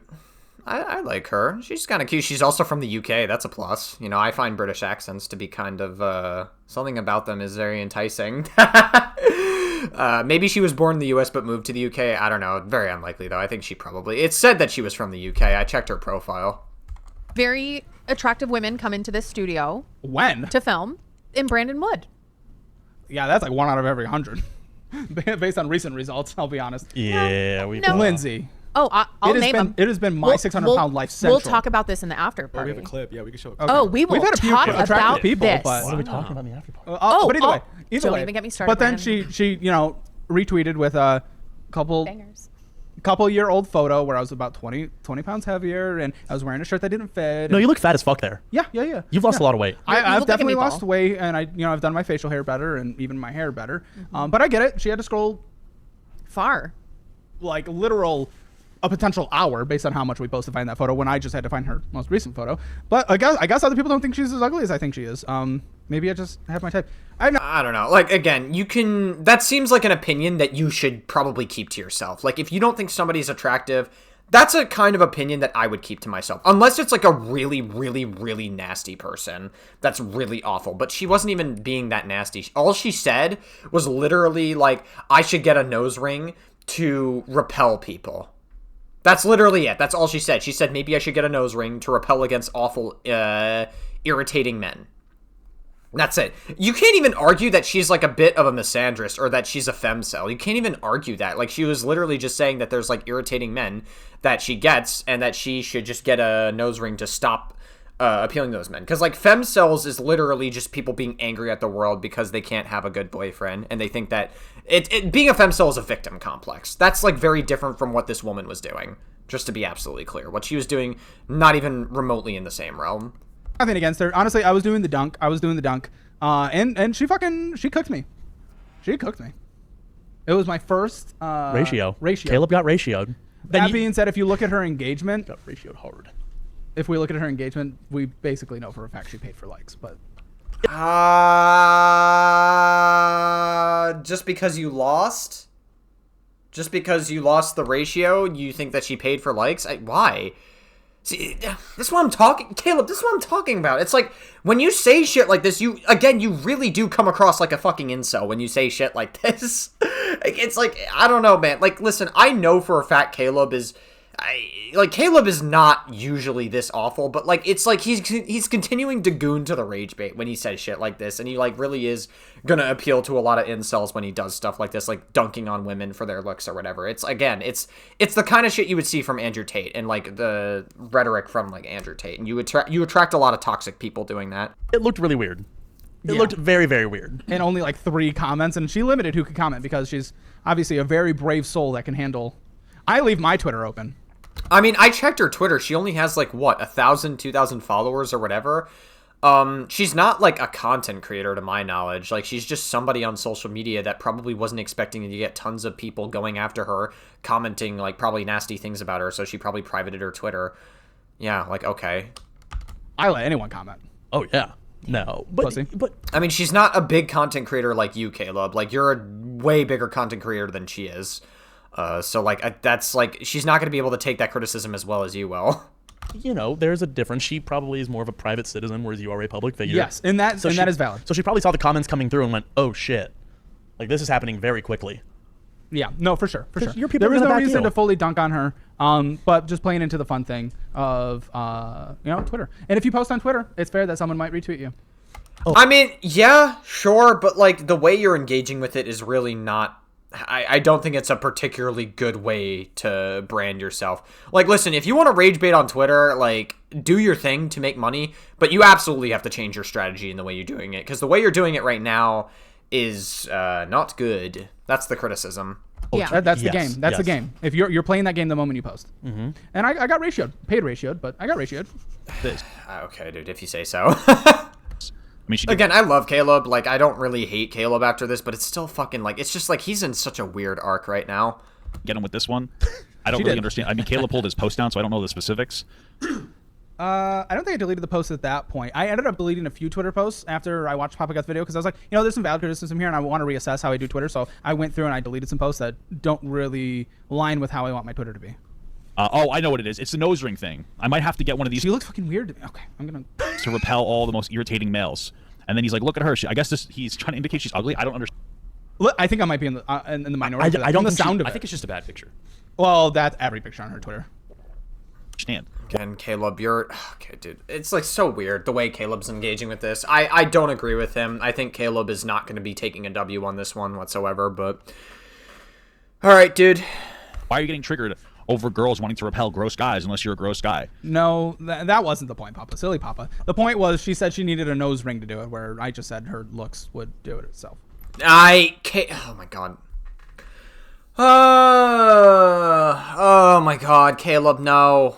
No, what the fuck are you talking about? No. You obviously were trying to call her ugly. You obviously were trying to make it vague to have people interpret that she was, like, ugly. Alright? Like, come on, stop it. Don't do this, like, weird centrist plausible deniability shit, Caleb, alright? Don't do it. Come on. Like, people are gonna see right through that shit. And you knew what you were doing when farming for the engagement. When you're farming for engagement, you want to be as vague as possible to get as much engagement as possible. Like, come on, Caleb. You knew what you were doing, even if that wasn't your quote-unquote... I don't even want to say that wasn't your quote-unquote intention, because that absolutely, like, you wanted people to, like, at least have that in the realm of possibility so that they could at least engage with it to some capacity. Like, I don't know what to tell you. That's what people are talking about, the nose ring theory. It's a fucking nose ring. Nobody thinks that nose rings are unattractive. It's weird. I mean, I don't think they're unattractive. I just think that a lot of people that wear nose rings tend to be crazy. I think there's a level of truth to it. I do tend to exaggerate how much I joke about nose ring theory, but it's, I don't know, it's kind of based off my own personal experiences. I guess maybe I'm radicalized into thinking that nose rings, do be making, only crazy women be wearing nose rings. So I guess I'm maybe radicalized into thinking that. I don't know. But I do know, I also didn't even know that it, like, stemmed from, like, a right-wing forum. That I didn't know about, like, an incel forum. I guess that kind of makes sense, but still. Well, it depends on where the nose ring is. Papa, I will be honest, Papa, there's an entire corner of the internet of the septum ring theory that it might be worth looking into. I don't find it unattractive. I think it's fun to make fun of. Again, Our guest for tomorrow's upload. Oh, yeah? Septum piercing. Oh, yeah, but that one's fucking crazy. That one's super crazy. But the Best Buy, the Best Buy and now GameStop girl, septum piercing, she's hot. Yes. She's fucking... It can be a make or break. And the make, as in it makes you look extremely attractive. And the break is you're going to get posted on Reddit, X, TikTok, and any other social platform. But there is something there. Here, why comment on this? Engagement bait. If I'm just being completely candid and honest, it was for numbers. That's it. You're in the that was numbers the game. business. You're That in was the the game. numbers. I mean, yeah, we know that it's for numbers, Caleb, but the way you're engaging with it is kind of fucking, like, again, you're engaging with it in such a way that's, like, you're engaging with it that's so, like, almost not really on brand for what you do. Like, it's like, again, I feel like there's ways to fucking get likes on Twitter and, like, engagement farm in a way that's not, like, whatever the fuck you're doing, in a way that's toxic. Comment on this. It And that makes you come across like an incel. That's the criticism. doesn't make any sense to me. Again, this is anti-SJW shit. Like, it's... With her? Yeah, anti-SJW shit. Papa Gut worded it better than I did. Really? No, I was just more memeing on how she didn't need the ring to already look horrible, but... Well, no, you come across like an incel when you say shit like this, because you're implying that she's ugly. Like, we knew that you were... Okay, Caleb. All right, whatever. Like, we knew what you were doing. Like, let's not pretend like we're stupid here. My opinion. Then this is... And then it's like, this is not the way. What the fuck are you doing here? From Caleb, because, like, obviously... Yeah, I call that Trump. Absolutely, for sure. He could have had a good response and I would have said he was good, but he was doubling down. It was stupid. It was stupid. Rob Reiner should not be cheerful of that death. He's seeing Trump being a fucking idiot about it. He's like, oh, wait, that's fucked up. Yeah. But even this, what are you doing here? This is normal for Donald Trump. He is a fucking freak. He Well, regardless of any opinion on Trump, I mean, I'm just going to call out the statement, right? I'm not like, just like anyone else. I'm dunking on their tweet specifically, not their overall. I mean, I guess, but, like, still, again, I feel like Caleb's not understanding the point. It's a little bit frustrating. Like, yes, you can comment on his, like, statement, but the point that Papa Gut is making, the original point Papa Gut was making, is the level of criticism you give to people that are on the left versus the level of criticism you give on the right is astronomically disproportionate. The amount of criticism you give to the right is not nearly as much as the criticism you give to the left. And so that's the criticism. You need to absolutely, like, I don't know, you gotta, like, if you're gonna say that you're a centrist, at least be a fucking, like, legitimate centrist and give equal proportionate criticisms. There is nothing more frustrating than when I hear someone say that I'm a centrist and they don't give any pushback to right-leaning people and they only criticize left-leaning people. There's nothing that pisses me off more than that shit, because I'm not gonna take you seriously when you say you're a centrist. You're just a fucking right-wing cum guzzler. That's not what Caleb is doing here. I'm not yelling at Caleb here, by the way, because, like, I think Caleb absolutely can improve from this. I don't think this is something he can't come back from, but it is frustrating when a lot of centrists, like Asmongold, who pretends to be a centrist, but he's a fucking right-wing cocksucker. He's an absolute, like, he's absolutely audience captured to no fucking avail by a bunch of idiot right-wingers that think that they know what they're talking about, and that they push a lot of really dumb fucking policies. Asmongold thinks it's good to bomb the boats and kill a bunch of people that are transporting drugs. I don't think that's proportionate. Asmongold says that we should he basically says that we should bring back slavery when he says people should do mandatory prison work and they should spend a large amount of time in prison if an illegal immigrant steals candy bar from a store. He says that illegal immigrants come into the country to absolutely dismantle and destroy the U.S. government. He's said stuff like this. It's fucking insane shit. Like, Asmongold just has emotional feel-good takes, and that's the kind of shit that pisses me off. So if Caleb went down that path, that would really suck. I really don't want to see Caleb go down that path. You can be a right-leaning person and still be proportionate about things and like give factual statements to things.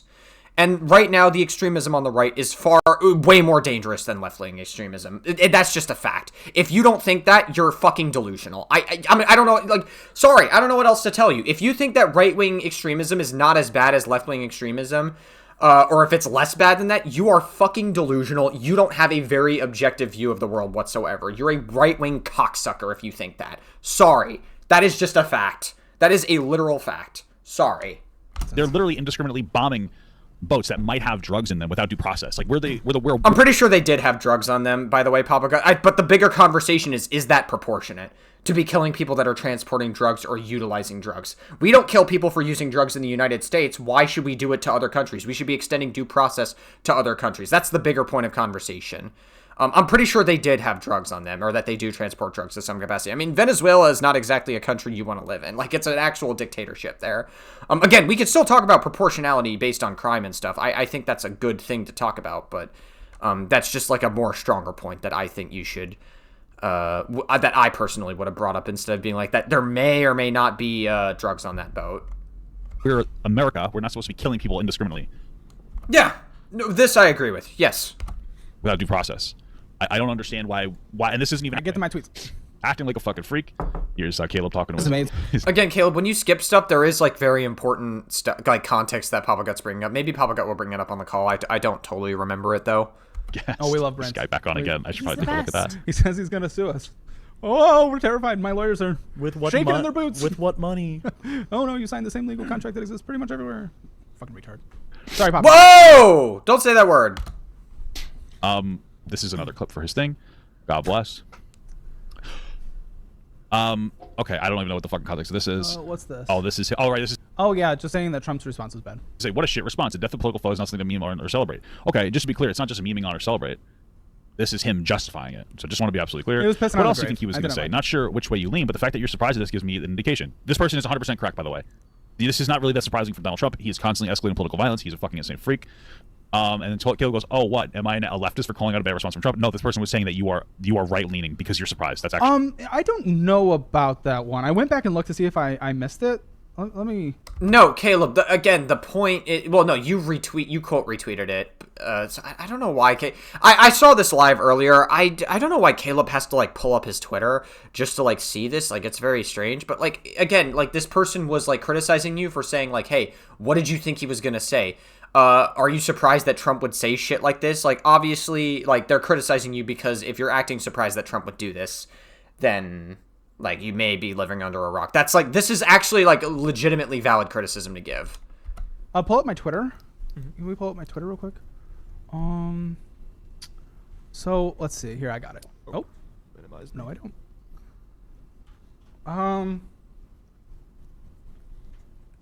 There you go. Let's see. I don't know. I don't know why Caleb is pulling up his Twitter here. I might be reading this wrong. Tell me, guys, because if I'm reading it wrong, I'll totally accept it, but I don't know. There's no... I've been tweeting a little more, but nothing crazy. So after Trump's thing, this guy said, "What else did you think he was going to say? Not sure which way you lean, but the fact that you're surprised at this gives me an indication, LML." To me, it's someone who I thought was more on the left saying, "Oh, you're shocked that Trump would say this? Hey, if you know that he always says crazy shit, you wouldn't be surprised. You must be right wing." That's what I thought. I mean, yes, that was the part of the point, Caleb, is that you're acting shocked that Trump would say shit like this. Like, when Trump has been saying shit all the fucking time. Like, what did you think he was going to say? That was the original criticism. Yes, Caleb, yeah. He kind of confirmed it down here by saying, "In no way, shape, or form am I defending Trump. Despicable human being and should be rejected by all society." I don't think this guy's on the right. No. I mean, obviously this person's not on the right, but they're giving you criticism based on Trump being objectively not a good fucking person. think I read this That's the point, Caleb. situation correctly. So Yeah. I think this guy was trying to say that wait. Oh. I think you're right. I think it's you were right on the first track was right. That Oh wait, no, what Papa's saying is correct then actually if I'm reassessing that. Because okay, I was seeing this as someone on the right saying I'm on the left because I'm surprised, like calling out Trump. Okay, no, you know what? Papa read it correct. Papa read it correct. All right, cool. I guess he validated Papa Gut's point, I guess. All right, cool. That's fair enough. Actually, what they're saying, Caleb. The internet needs to shut down. You'll have lost objectivity. You can't decide if I'm far right or far left. I'm neither of those. You're just, he said, I obviously don't like that word. Caleb, I Why'd you say it, Papa Gut? Why'd you say it then? Why'd you repeat after it? love you. He doesn't like the retard word. I'm fucking, my dick's gonna retract if you keep saying that. We respect his right we to respect not that. use the word retard. We like. Whoa! Now the battery's dead on here, Wes. We got to do something, dude. Really? Yeah. That one was plugged in. Well, these are fucked. Yeah. If anybody's here, it would be the one that's not making, that doesn't understand what this person is saying. Yeah, like no, I read that one wrong. that word, but like this person is. I'll delete that one. I'll delete that one. If I read it wrong, I'll own it. I deleted it. I Oh, won't you collect were my right. AdSense. I think. What else do you think he was going to say? Not sure which way you lean, but the fact that you're surprised at this gives me an indication. This person is explicitly saying that you are a right wing because you're like surprised that Donald Trump is dog shit. And then you're like, oh, now you're calling me left wing? No. Yeah, good read. He's not calling you left wing. I'm sorry, but Good like, read. he's not. Like you misunderstood what this person is saying. We just read this response here. This is Caleb saying, hey, this was a bad response. This is a very bad response. Yeah. Okay. So to be clear, so far most is actually just calling out Trump, but right? to Papa's point, I was more catering to Duncan on leftists though. Throughout the rest of Twitter, he was just mostly seen when I was, Duncan on Trump's response. Let's just see. I don't even know what the fuck this is. Troy Sivan speaks out about school shooting at Bondi Beach in Sydney. Yeah. My heart is broken thinking tonight of Oh, is this the anti-Semitic attack in Australia? Yeah, this was fucking terrible. One of them, I think, was a Holocaust survivor as well. That's really terrible stuff. victims and their families. Right, I saw that there was like a father and son apparently. Yeah, so Troy, who gay little twink from Australia, the shooting was Australia. Yep. Why does him being gay matter? And said his hearts go out to every Jewish person in this country.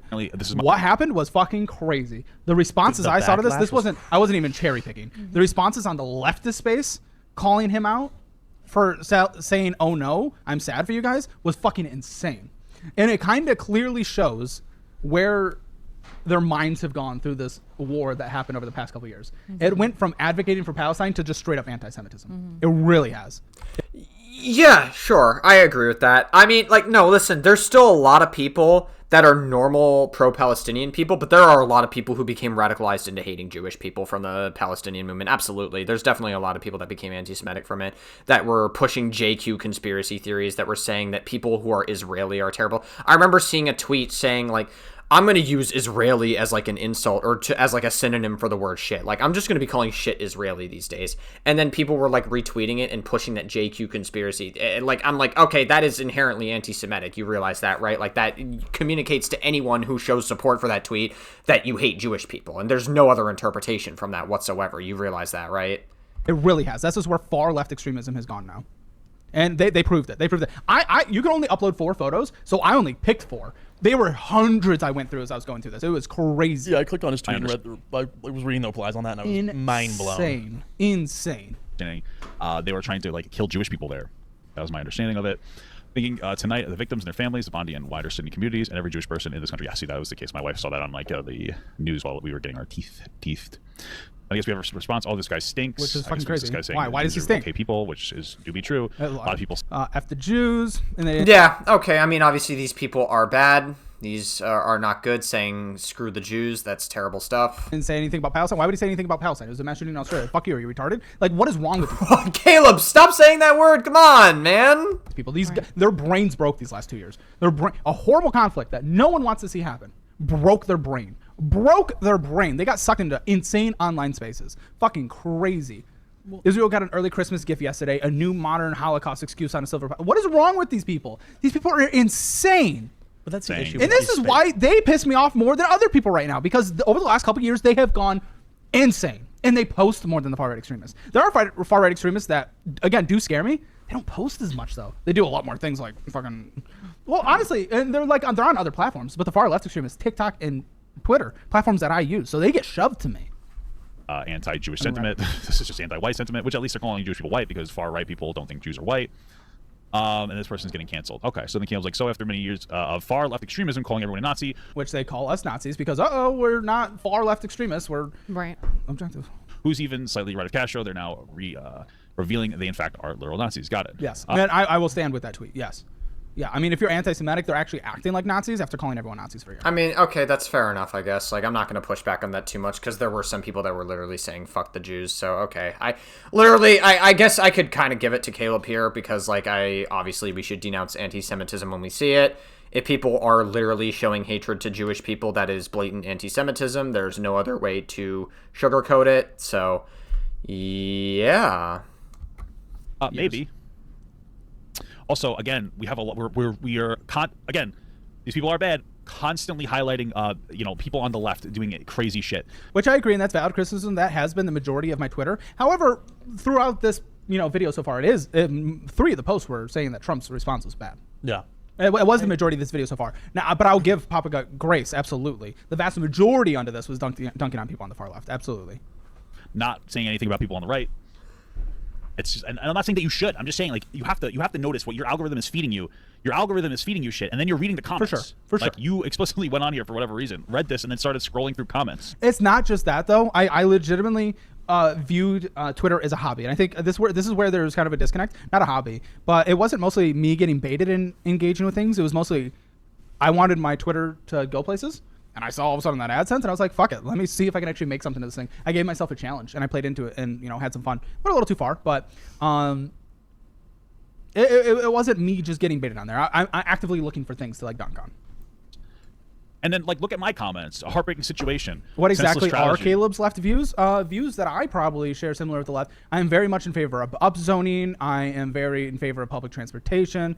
Public education, maybe community college should be free. I don't know. I would have to look at the math for that. I am very much, I don't give a fuck what people do. I don't think we should probably be doing life-altering things to children under 18. But if someone wants to be trans in adulthood, fucking go for it. I don't give a shit. And I mean, yeah, like, obviously there's a difference between gender-affirming care for people that are under 18 versus, like, HRT. Like, HRT is, like, actually permanent and, like, almost irreversible in every way. So obviously we shouldn't be doing that to kids. But, again, Planned Parenthood, when they work on working with kids who feel like they weren't born in the right body, obviously it's a controlled environment. The parents are involved. Like, very good doctors are generally involved that know what they're doing. And obviously the kid themselves, if they truly feel that way and all that stuff. So, like, gender-affirming care is, like, again, and also purity blockers can be reversed. If you give purity blockers to, like doctors say that, like, purity blockers for kids, generally speaking, are, like, the better way to go about, like, it'll have a better effect on your body if you wind up being trans later in your life. That's what doctors say, according to research. Now, again, I'm open to the conversation of not allowing HRT. Like, obviously, we shouldn't allow HRT, kids to go on HRT because that's more irreversible, but still, gender-affirming care and purity blockers, that's separate from HRT, to my knowledge. Respect your pronouns. I don't give a shit. If, gay marriage, yeah, get married, stick it in. I love it. Let's go. I share a lot. It's wherever the facts are. If there are facts that side with the left side, I will be with it. If there are facts that side with the right, I will agree with it. If facts at one point side with the right, I'll be there. But if the new information comes in and it all of a sudden switches to the left, I will agree with that as well. So, yeah, there's a lot. There's a lot across the board. It's important to unite. If these are your comments, Caleb, these are getting fed to you in your algorithm. I know, but I was trying to create the algorithm. You're seeing. I am the algorithm. Oh yeah. These things because they are making you engage with Twitter more and give Twitter more money. Yes. Well, to give me more money, but yeah. So, like, Twitter is feeding you what you want to see. And it's very important that you identify this before you go fucking crazy. I know. I don't even know what this is. Yeah, this was disappointing. A disappointing sequence on Landman, a show I love. One of the main reasons that I defend Taylor Sheridan in the shows. My liberal friends is because it's a purple show that ridicules both sides, punching down on The View. Okay, so in Landman, the guy said a clip where, The Views is a bunch of millionaires. I don't know anything about Landman, so I'm not going to be able to give any commentary here, unfortunately. But I guess we just goon to the slop, I suppose. Just complaining about millionaires bitching about Trump all day. That's what they said, so that was the clip. I don't even know what the fuck. So this guy was like, wow, punching down on The View, a show led by women to come across as manly actually makes you look more like a male bitch. Talking about. So I responded to the it. newest episode, Landman took a shot. I didn't watch the newest episode. This was more calling out, like, the woke stuff that I did. A lot. It has some weird conservative shit going on in there. It's still a great show, but, like, there was one moment where the guy, like, just, like, hanging out with his girlfriend. He's like, yeah, I'm one of those guys who doesn't believe COVID was real. So I responded, this was beyond stupid. An oversimplified criticism of The View? Sure. Full-on rage bait from, the Landmine show? Absolutely. But punching down on The View, a show led by women, is a retarded point. And it is. God damn, Caleb, stop saying that word. Because because that's so stupid. Bro, we gotta create like a swear jar for Caleb, or a slur jar. Not even a swear jar, a slur jar for Caleb. Every time he says the R slur, he has to donate like $5 to charity or something. I don't know. What gender? Who gives a fuck? That shit's gonna add up very quickly. Not 2020. Please have better rebuttals going into 2025. That is not a valid argument. A show, you can't criticize a show run by women. Like it's fucking stupid. This segment is going over, Papa, and I want to bring you in so we can talk about the rest. Let's call in Papa in a second because I really have to pee. And Same. We are going to be streaming for probably another 1.5 to 2 hours. So We we're going to be going live for a long time today, guys. Let me go pee and have some fun. Where's my hold music? Have some fun jacking off in the bathroom during that break time. Should be on there. Is it not? Bottom left? Bottom left is this glorious song. Is it above that? It should be above that, right? Okay, wow. Is it called elevator music? Yes. There We'll it be is. back. We're gonna run, and we're gonna bring running. Papa Gut in, and it's gonna be fun. We are Papa Gut. We carry the goon. Can you swap that out with mine? Huh?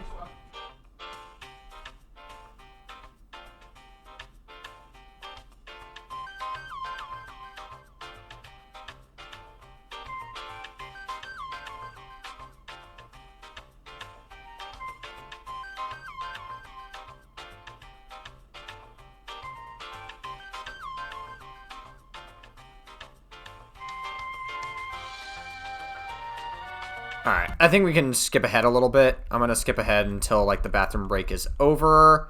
Yeah, okay. We are so back. Alright, try to wait for Papa Gut to get in. Because they take a little bit... The reason I'm skipping ahead is because, they take a little bit for Papa Gut to actually, like, get into... They have some technical difficulties, so they take a little bit for Papa Gut to actually get into the call, so I'm gonna skip ahead. Just energy drink. Make your energy. Okay, this is sponsor stuff. Listen, we love the sponsors. We usually watch sponsors, but we're trying to get to the Papa Gut call. Okay, here we go. Did that work? There you are. Hey, there we go. Oh, we got him. Did we got him? Yes, Look sir. at Look at that Papa. shiny head. Oh, Damn. Damn, that thing is I shiny. I just trimmed down. I had to go to a wedding. It was a great time. Welcome, Papa. Thanks for calling in. Incredible. Thank you. Did you have it? Were you watching live to see what I was saying? I was watching. I wanted to see what we got here. You skipped a few things for time's sake. I Yeah. understand. Yeah, You sorry. did skip the part where I showed Charlie Kirk mocking Paul Pelosi for getting beaten with a hammer, then pushing the conspiracy that his gay lover actually broke in and beat him with the hammer, and then said an American patriot should bail out the guy that beat him with the hammer. Yeah, I fucking hate that Caleb shit. Hammer. So I just wanted to show that that's the energy he puts out there, just to add on to it. I'm not saying he deserved to die. All I'm saying is I don't think Rob Reiner did that. Yeah, that was Papa Gut's original point. Yeah, that's a valid point to bring up. Well, okay, yeah. No, I mean, that's fucking shitty. I hate the cheering on for anyone's violence That's or pretty death. crazy. I fucking hate that shit. That's pretty fucked up. It's really pretty am. intense. But No, I think yeah, it's fucked. Yeah. you legit had some, we had a little fun on Twitter. And by we, I mean me. I was going a little hard. You know, I'll be honest, dude. There is something truly addicting about that engagement. There really is. And literally after, I think I had 2 days on Twitter that I was monetized before a pay cycle hit, and I got $2,000 for 2 days. What? Wow. You know what's funny? They took me out of the creator fund thing because I guess I didn't get enough views because I don't do like engagement stuff. When I do, I get views, but like I don't.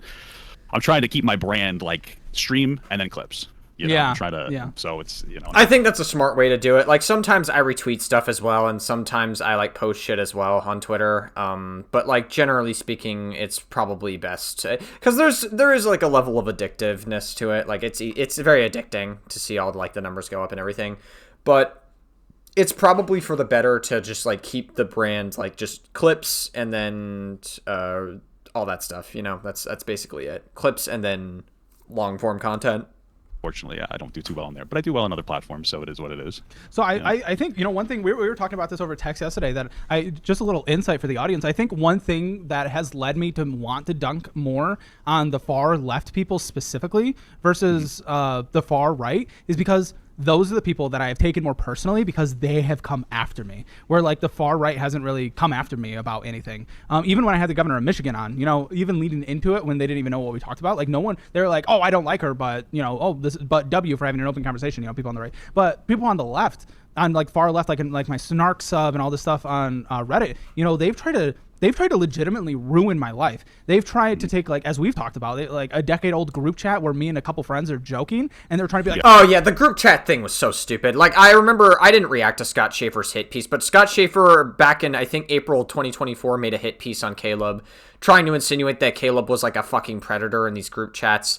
And then like a year later, in this month, December of 2025, so like a year and a half actually later, Scott Schaefer made another hit piece. It's more of the group chat, and then he made a part 2 to that hit piece. It's more of the group chat.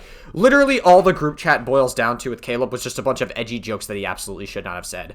I agree. Shouldn't be making those jokes. Like, he made, like, a lot of really disgusting jokes saying, as, like, a 23-year-old, he would shove his cock down, like, a 16-year-old's throat or whatever. It's very gross. It's disgusting stuff. Like, you shouldn't be saying stuff like that. Obviously, he was trying to push the boundaries of what was acceptable in that group chat, but it's absolutely, like, the way Scott Schaefer was engaging with it, out of context. Like, Scott Schaefer wants to be sued by Caleb Hammer so he can make content off of his lawsuit and, like, fucking goon to the slop or whatever. That's really what it is. But yeah, no, it was absolutely edgy jokes. Shouldn't be making those jokes whatsoever, but I highly doubt Caleb would ever try to sexually exploit a child or try to do any of that sort of thing. Like, sexual, like, again, I highly doubt Caleb would sexually exploit a child. That's the point. Like, so edgy jokes shouldn't do it, but it's kind of one of those things where it's like, hey, do better. And I'm pretty sure the group chat was back in 2018 as well. You'd be surprised how fast things move, like, socially. Like, back in 2018, people were a lot more edgy. Like, maybe not as edgy as, like, 2016, which is crazy, because even in that 2-year time period, people moved a little bit quicker. People were still fairly edgy in 2018. So, like, people were more comfortable with it anyways. So, like, obviously, like, I don't know.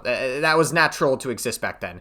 But, like, even just, like, in the span of a few years, like, we've moved forward so fast socially that, like, obviously the stuff that is said in that group chat wouldn't be acceptable today. So, again, it's still not appropriate, but it's just, like, all it really boils down to is just edgy jokes. That's really it, so.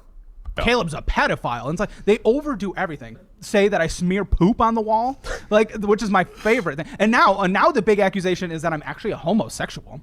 Yeah, have you seen this one? Okay, I'm not gonna lie. When I first watched Caleb Hammer, I thought he might have been gay. Like, I don't know why. Like, the first thing I went to, I was like, this guy probably is gay. This guy probably is, like, maybe bi or something. I don't know. But apparently he's straight. I don't know. I guess I judged a book by its cover too quickly. You did say that girl was ugly, Caleb, so I can understand that accusation. Not my type. I agree with you on that one. Listen. Everyone thinks she's attractive. I guess I was wrong on that. So the new accusation. She's cute. You don't have to be attracted to her to find her like that she's attractive. Objectively. But I will say, because they would also push that one false accusation that like you were creepy with that girl. In the one breath, she would say, "Oh, he made me scared to be alone in the room with him," and then 2 seconds later, she's criticizing you for not driving her home for half an hour. It's like it makes no sense. Exactly. Right. So Yeah, I understand 100%. I've been there 100%. When on TikTok when I was bigger, I had a huge snark audience myself. So I understand what it's like to get caught up in like the pipeline of getting so frustrated with criticism coming from the left that it makes you turn right. Yeah. Yeah. I'll tell a story. I mean, on my old Twitch platform, I was uber audience captured into being far left. And listen, I'm a left-leaning guy, so naturally I clicked with a lot of the people in my audience. But the problem now, like, that I'm out of it, like, I see that it was way too far left. It was way too toxic. And then I got a lot of that disproportionate energy that I was putting out there with my Twitch platform. I was probably giving a lot of disproportionate energy to people online and like being a weird SJW fucking guy that cared about women's rights. I was like the typical Harry Sisson on Twitter. Like, so I was probably like super fucking annoying as well. And so I got that same energy that I was putting out into the world, essentially. And like people were disproportionate and not giving me any grace when it came to my allegations online. No one was giving me any grace whatsoever. And they weren't like, they were immediately believing the allegations. So it sucks, right? Like, so for a while after my allegations came out, I became super fucking critical of far left people. I still am critical of far left people, not as much as I was before, but there was a time period where I was fucking really upset with them because I was getting canceled. And so, like, obviously I was, like, really upset with them and very angry at far left people. But, like, obviously I'm not like that as much now. I've kind of, like, grown away from that as much, but still. Personally, for my philosophy, I've developed like a philosophy of like I find that to be a weakness for myself to allow that to affect me too much, which has helped me stay on track. Yeah, for sure. And that makes sense. So like yeah. I don't like, and obviously the right has like the more dominant narrative, so I think it's just important to criticize like the far right a lot more now, considering the right is a way more dominant in their narrative. I definitely don't know if it's pushed my political views at all, but it has made me want to dunk on those type of people more, because I see through their shit now. Now that I've seen now it just makes me question every cancellation that the far left has done.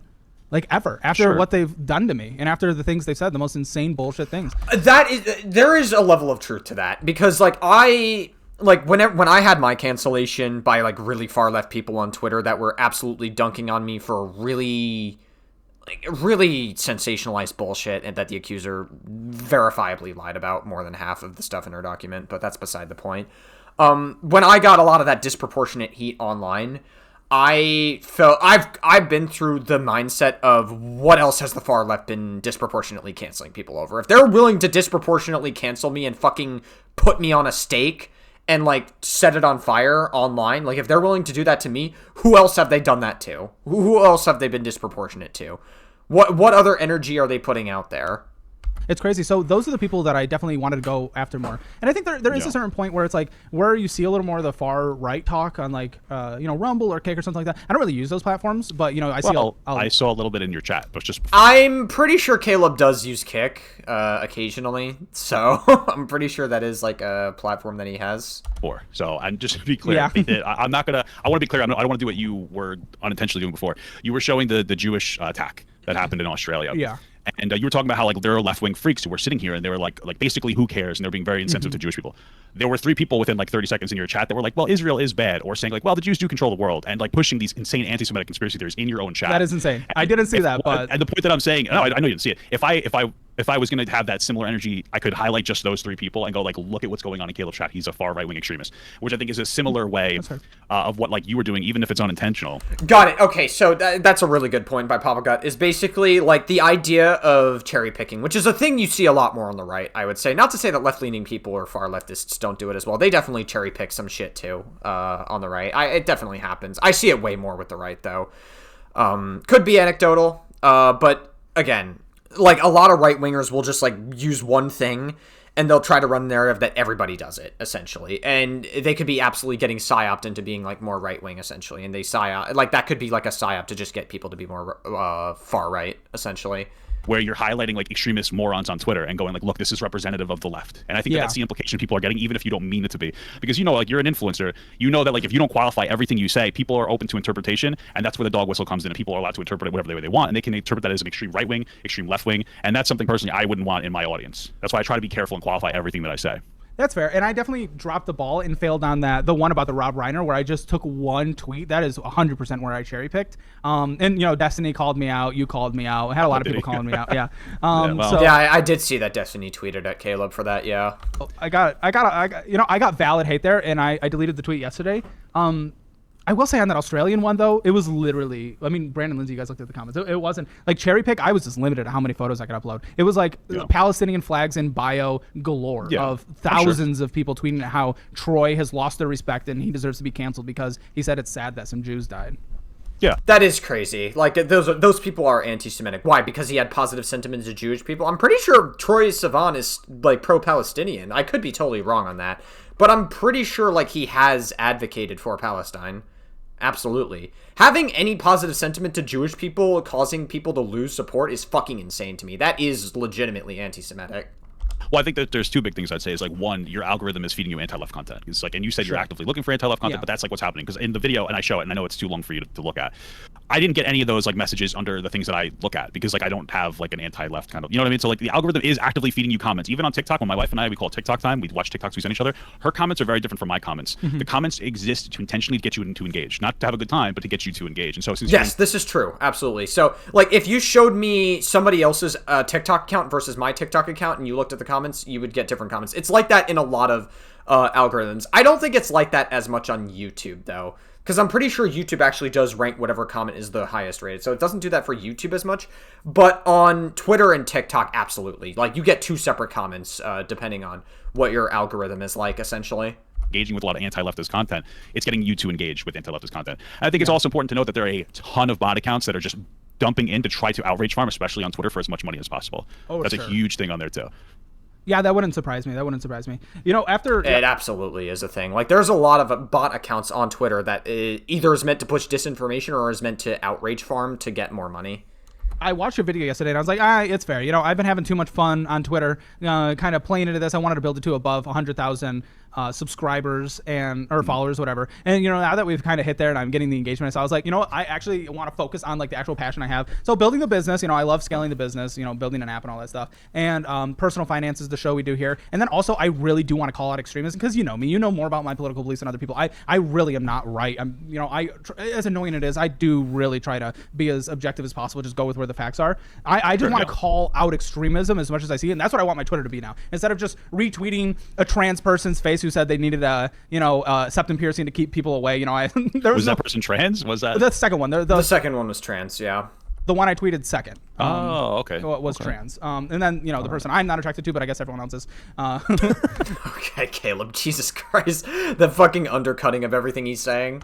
Like, it's just, this is like, that didn't, there was no purpose there other than engagement. So what I want to do now is if I have a platform there, I think I just want to call out extremism and do some dunks here and there. Cause I know, listen, I have a Tesla. I love Tesla. And I know you're not the biggest Elon fan, if I remember right, but I wanted to call out, you know, on my most recent tweet, let's put it on screen yesterday. Like, I hate when these people are so stupid about not understanding equity positions in a company versus cash on hand. And I just building. What the fuck? What the fuck? Oh, there was a massive cut there. Oh, I think the cut there was the fact that they lost connection. Yeah. Building. Whoa, what the fuck? Did you guys cut out? Oh, Papa, you there?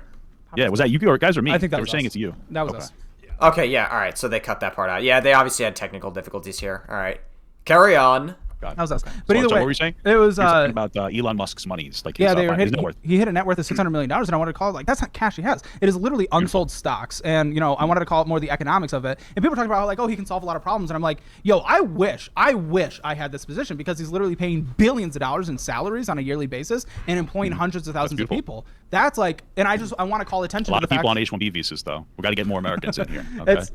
I just wanted to call attention to it because people just see big number and they think big number bad, and not any actual benefit that is provided. Now, I think there's valid things to absolutely call out. I just think the net worth position alone and just seeing big numbers bad is just stupid to me. Well, I would say specifically my criticism with Elon Musk's massive net worth is that he was able to leverage his net worth of owning Tesla to buy X, without any actual cash on hand. I think a lot of things that people are frustrated about is that, like, you can literally leverage your net worth. And you could say, I want to buy a thing. I'm going to take out a loan from a bank that I don't have to pay taxes on. And then I can use it as daily income, or I can use it to buy stuff. So it's not cash on hand, but there is definitely a level of cash value that it has, or else he wouldn't be able to literally leverage it to buy platforms. No, that is true. That's a flaw in our tax system. Honestly, it's because our capital gains, especially. And also, not to mention that, like, Elon Musk can take loans out of the bank in such a way where he doesn't get penalized like a normal person would because he doesn't have to pay as much taxes. He has a way to, like, bypass the tax revenue to essentially make more money. Essentially, that's I had like a whole YouTube short talking about this, but TLDR, Elon Musk is able to bypass taxes essentially with the method that he does, and that's like fucking weird.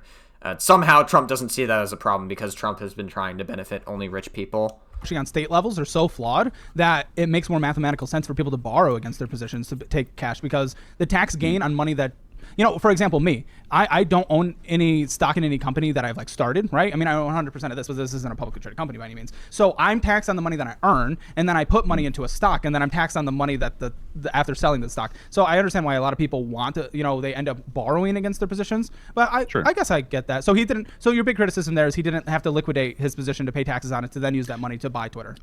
Yeah, and my biggest position is that, like, he's able to, like, not pay himself a meaningful income and still avoid paying federal taxes, despite the fact that he benefits tremendously off of federal taxes through schooling, police, fire department, roads, bridges, highways, just general safety. If he goes bankrupt, that's a protection in the United States. I think that people overlook. He won't be completely ruined for his entire life. We have, despite the flawed system and you know, areas where our money's not going into the right thing, overall we have a very productive system that creates educated workers for him to hire, functioning roads for him to deliver things that he may or may not need to deliver. But you can still afford to lay off all those workers for AI, essentially. And he's able to benefit from it. And if he fails out, he doesn't completely bottom out to the point where he will be homeless because he can go bankrupt. And so I guess that's like a separate conversation, though, to be fair. But still, a lot of protections in the United States. I get that, and I do think the one thing that would be said on that is, if I'm not mistaken, he paid the largest income tax in the history of the United States when he took some cash personally home about a year ago.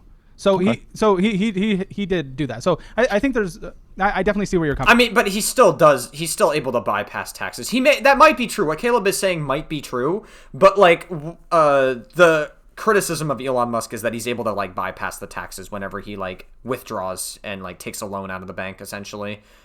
Because he's rich and he has like a system that allows him to do that sort of thing, which is like obviously problematic, and like it's a massive fucking double standard, especially considering Elon Musk doesn't need to do that, considering he's like one of the richest men on earth. Coming from though, but you know, that's kind of what I think I want to tweet about more now. Is like when it was just like big number bad, I just want to be like, well, there are some benefits. It's not to say it's a big number. There's billions in payroll. Payroll is payroll taxes. Payroll is income taxes. They're paying into the unemployment system. Those payrolls are getting Social Security tax, which then pays for outgoing Social Security right now. So it's just like I want to make sure I call attention, other than just when people just do like a big flat statement. You know, that's what I kind of hate. Instead of dunking on someone for their looks now, just for engagement, I want to be like, all right, come on, this is more complicated than just big numbers bad.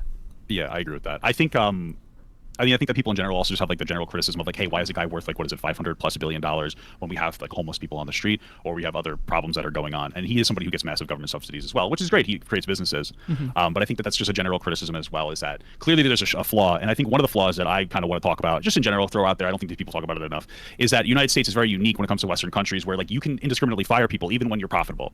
And I think that there's kind of something. Yeah, this was the point that I was making earlier. You can indiscriminately fire people, and it's even more like that now. With AI coming into the mix, because AI is just fucking killing tons of jobs. Fucked up to you be able to be profitable because of the workers that create your profit, and then you can still downscale and replace them almost instantaneously with AI without any justifier, despite the fact that, again, you have massive protections in the United States. That's not very pro-worker. I think it's something people should at least consider, because I think that is going to escalate the downfall of the middle and lower class. Yeah, that's interesting. Yeah, I mean, I want to more focus on my Twitter, but I definitely I get for the engagement. I just wanted to get that out there on your show, Caleb. You're a very influential guy. That's fair enough. I mean, I've had to fire a few people, and I'm glad that I have the freedoms to be able to just fire people, because they were bad at their jobs, you know? Sorry, I wanted to let Caleb finish his thought before I say anything. But yeah, no, that's fine. Like, listen, there's a difference between firing somebody because they're not good at their job or that they're not fit for the job, versus firing them because, one, you either overhired, and then you decided to let go of people, or you decided to fire because you're going to replace them with an AI. That's fucking ridiculous. It's a really cruel way to engage with the hiring system and then firing a bunch of people. Listen, if you fire someone because they're not good for the job, or that they suck at their job and they're awful, then yeah, that's valid, but still. And I think that you shouldn't have to justify your firing. Like, if you're firing because they suck, you should be able to do it. If you're firing in a profitable area just to cut costs, I think that maybe you shouldn't be able to do that.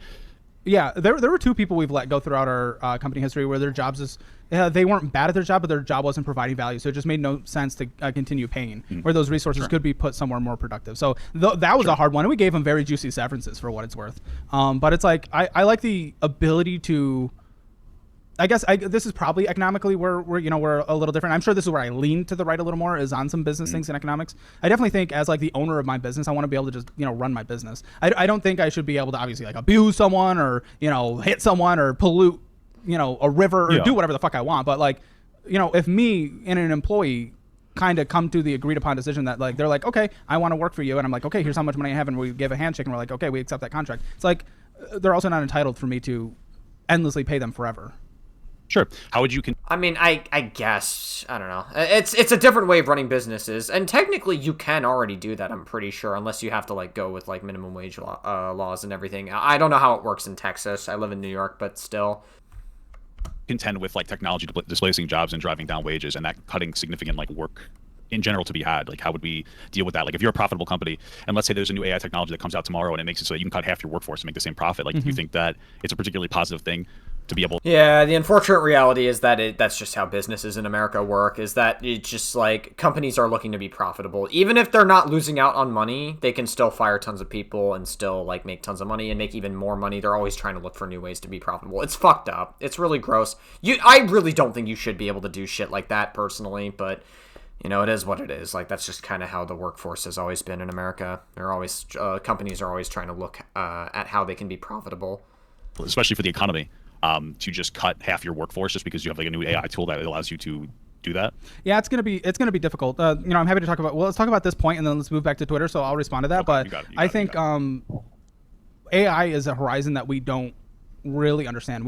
The argument that a lot of people have obviously used for AI, there's a lot of doom and gloom, and then there's the argument was like, okay, well, we didn't say that farmers shouldn't lose their jobs just because we invented tractors. We should, people in factories didn't lose their jobs to move to more productive services just because. Yeah, the problem I have with this point is people use this argument for the printing press as well, right?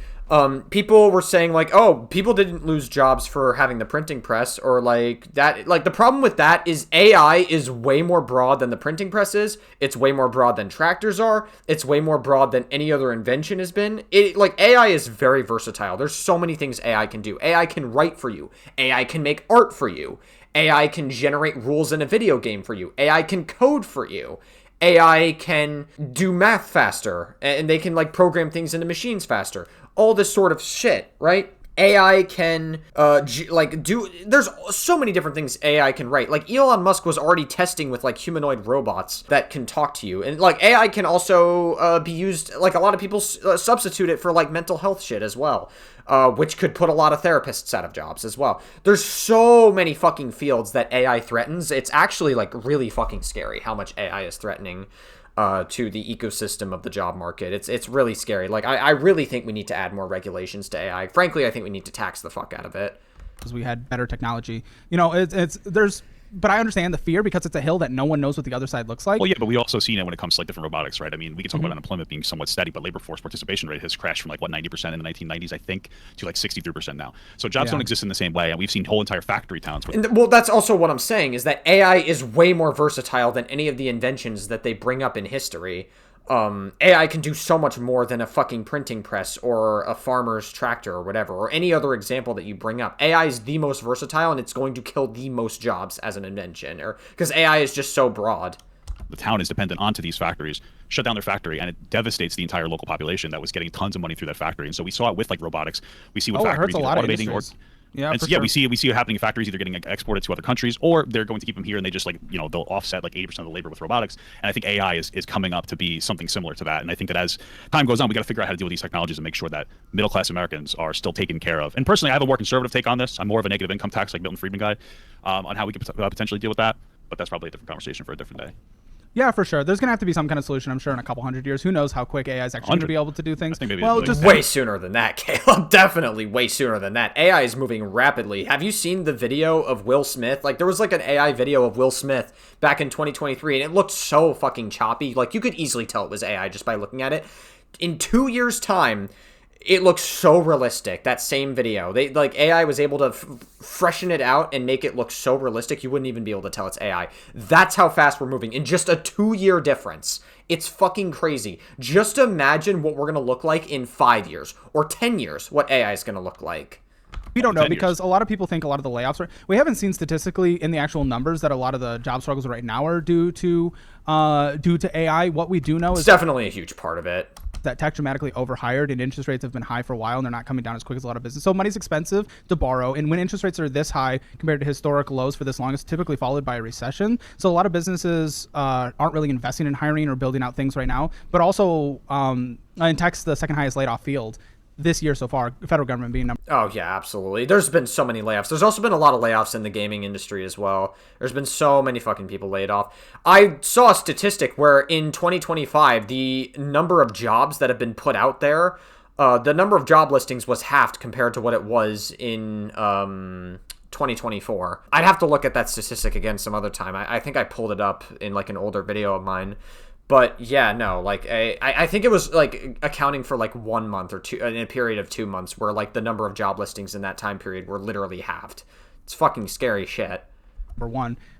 So a lot of people are associating that with also the rise of AI at the same time, which I think is fair. We're just not seeing a lot of the jobs being replaced in an actual approvable metric way, where we're seeing lots of layoffs via overcorrection through stock prices go up when people lay off. It's an easy way to get stock prices to go up. Also, tech overhired a few years ago. So, it is complicated. I'm curious about AI. I just don't want to put my stake in the ground and say I know what's going to happen with AI. I'm sure within well, the writing is definitely on the wall for it to be fucking killing jobs. It's already been killing jobs. It's going to continue to keep killing jobs. 100 to 200 years we'll have to do something in the next 20. I think it's a little. I think in the next 5 to 10 years. I mean, we're already talking. Yeah, we'll see. I just don't want to be as confident about that. Just to be clear, I'm not just talking about AI. I'm talking about technology in general, right? I mean, we're already getting to the point of like self-driving vehicles. That's either going to put truck drivers out of work, or it's going to reduce or it's going to create a justification to pay them lower. And that's like the most popular job in 27 states, right? So I'm not just talking about AI. General trends with technology. Again, labor force participation rate has dropped drastically, especially young men. Yeah.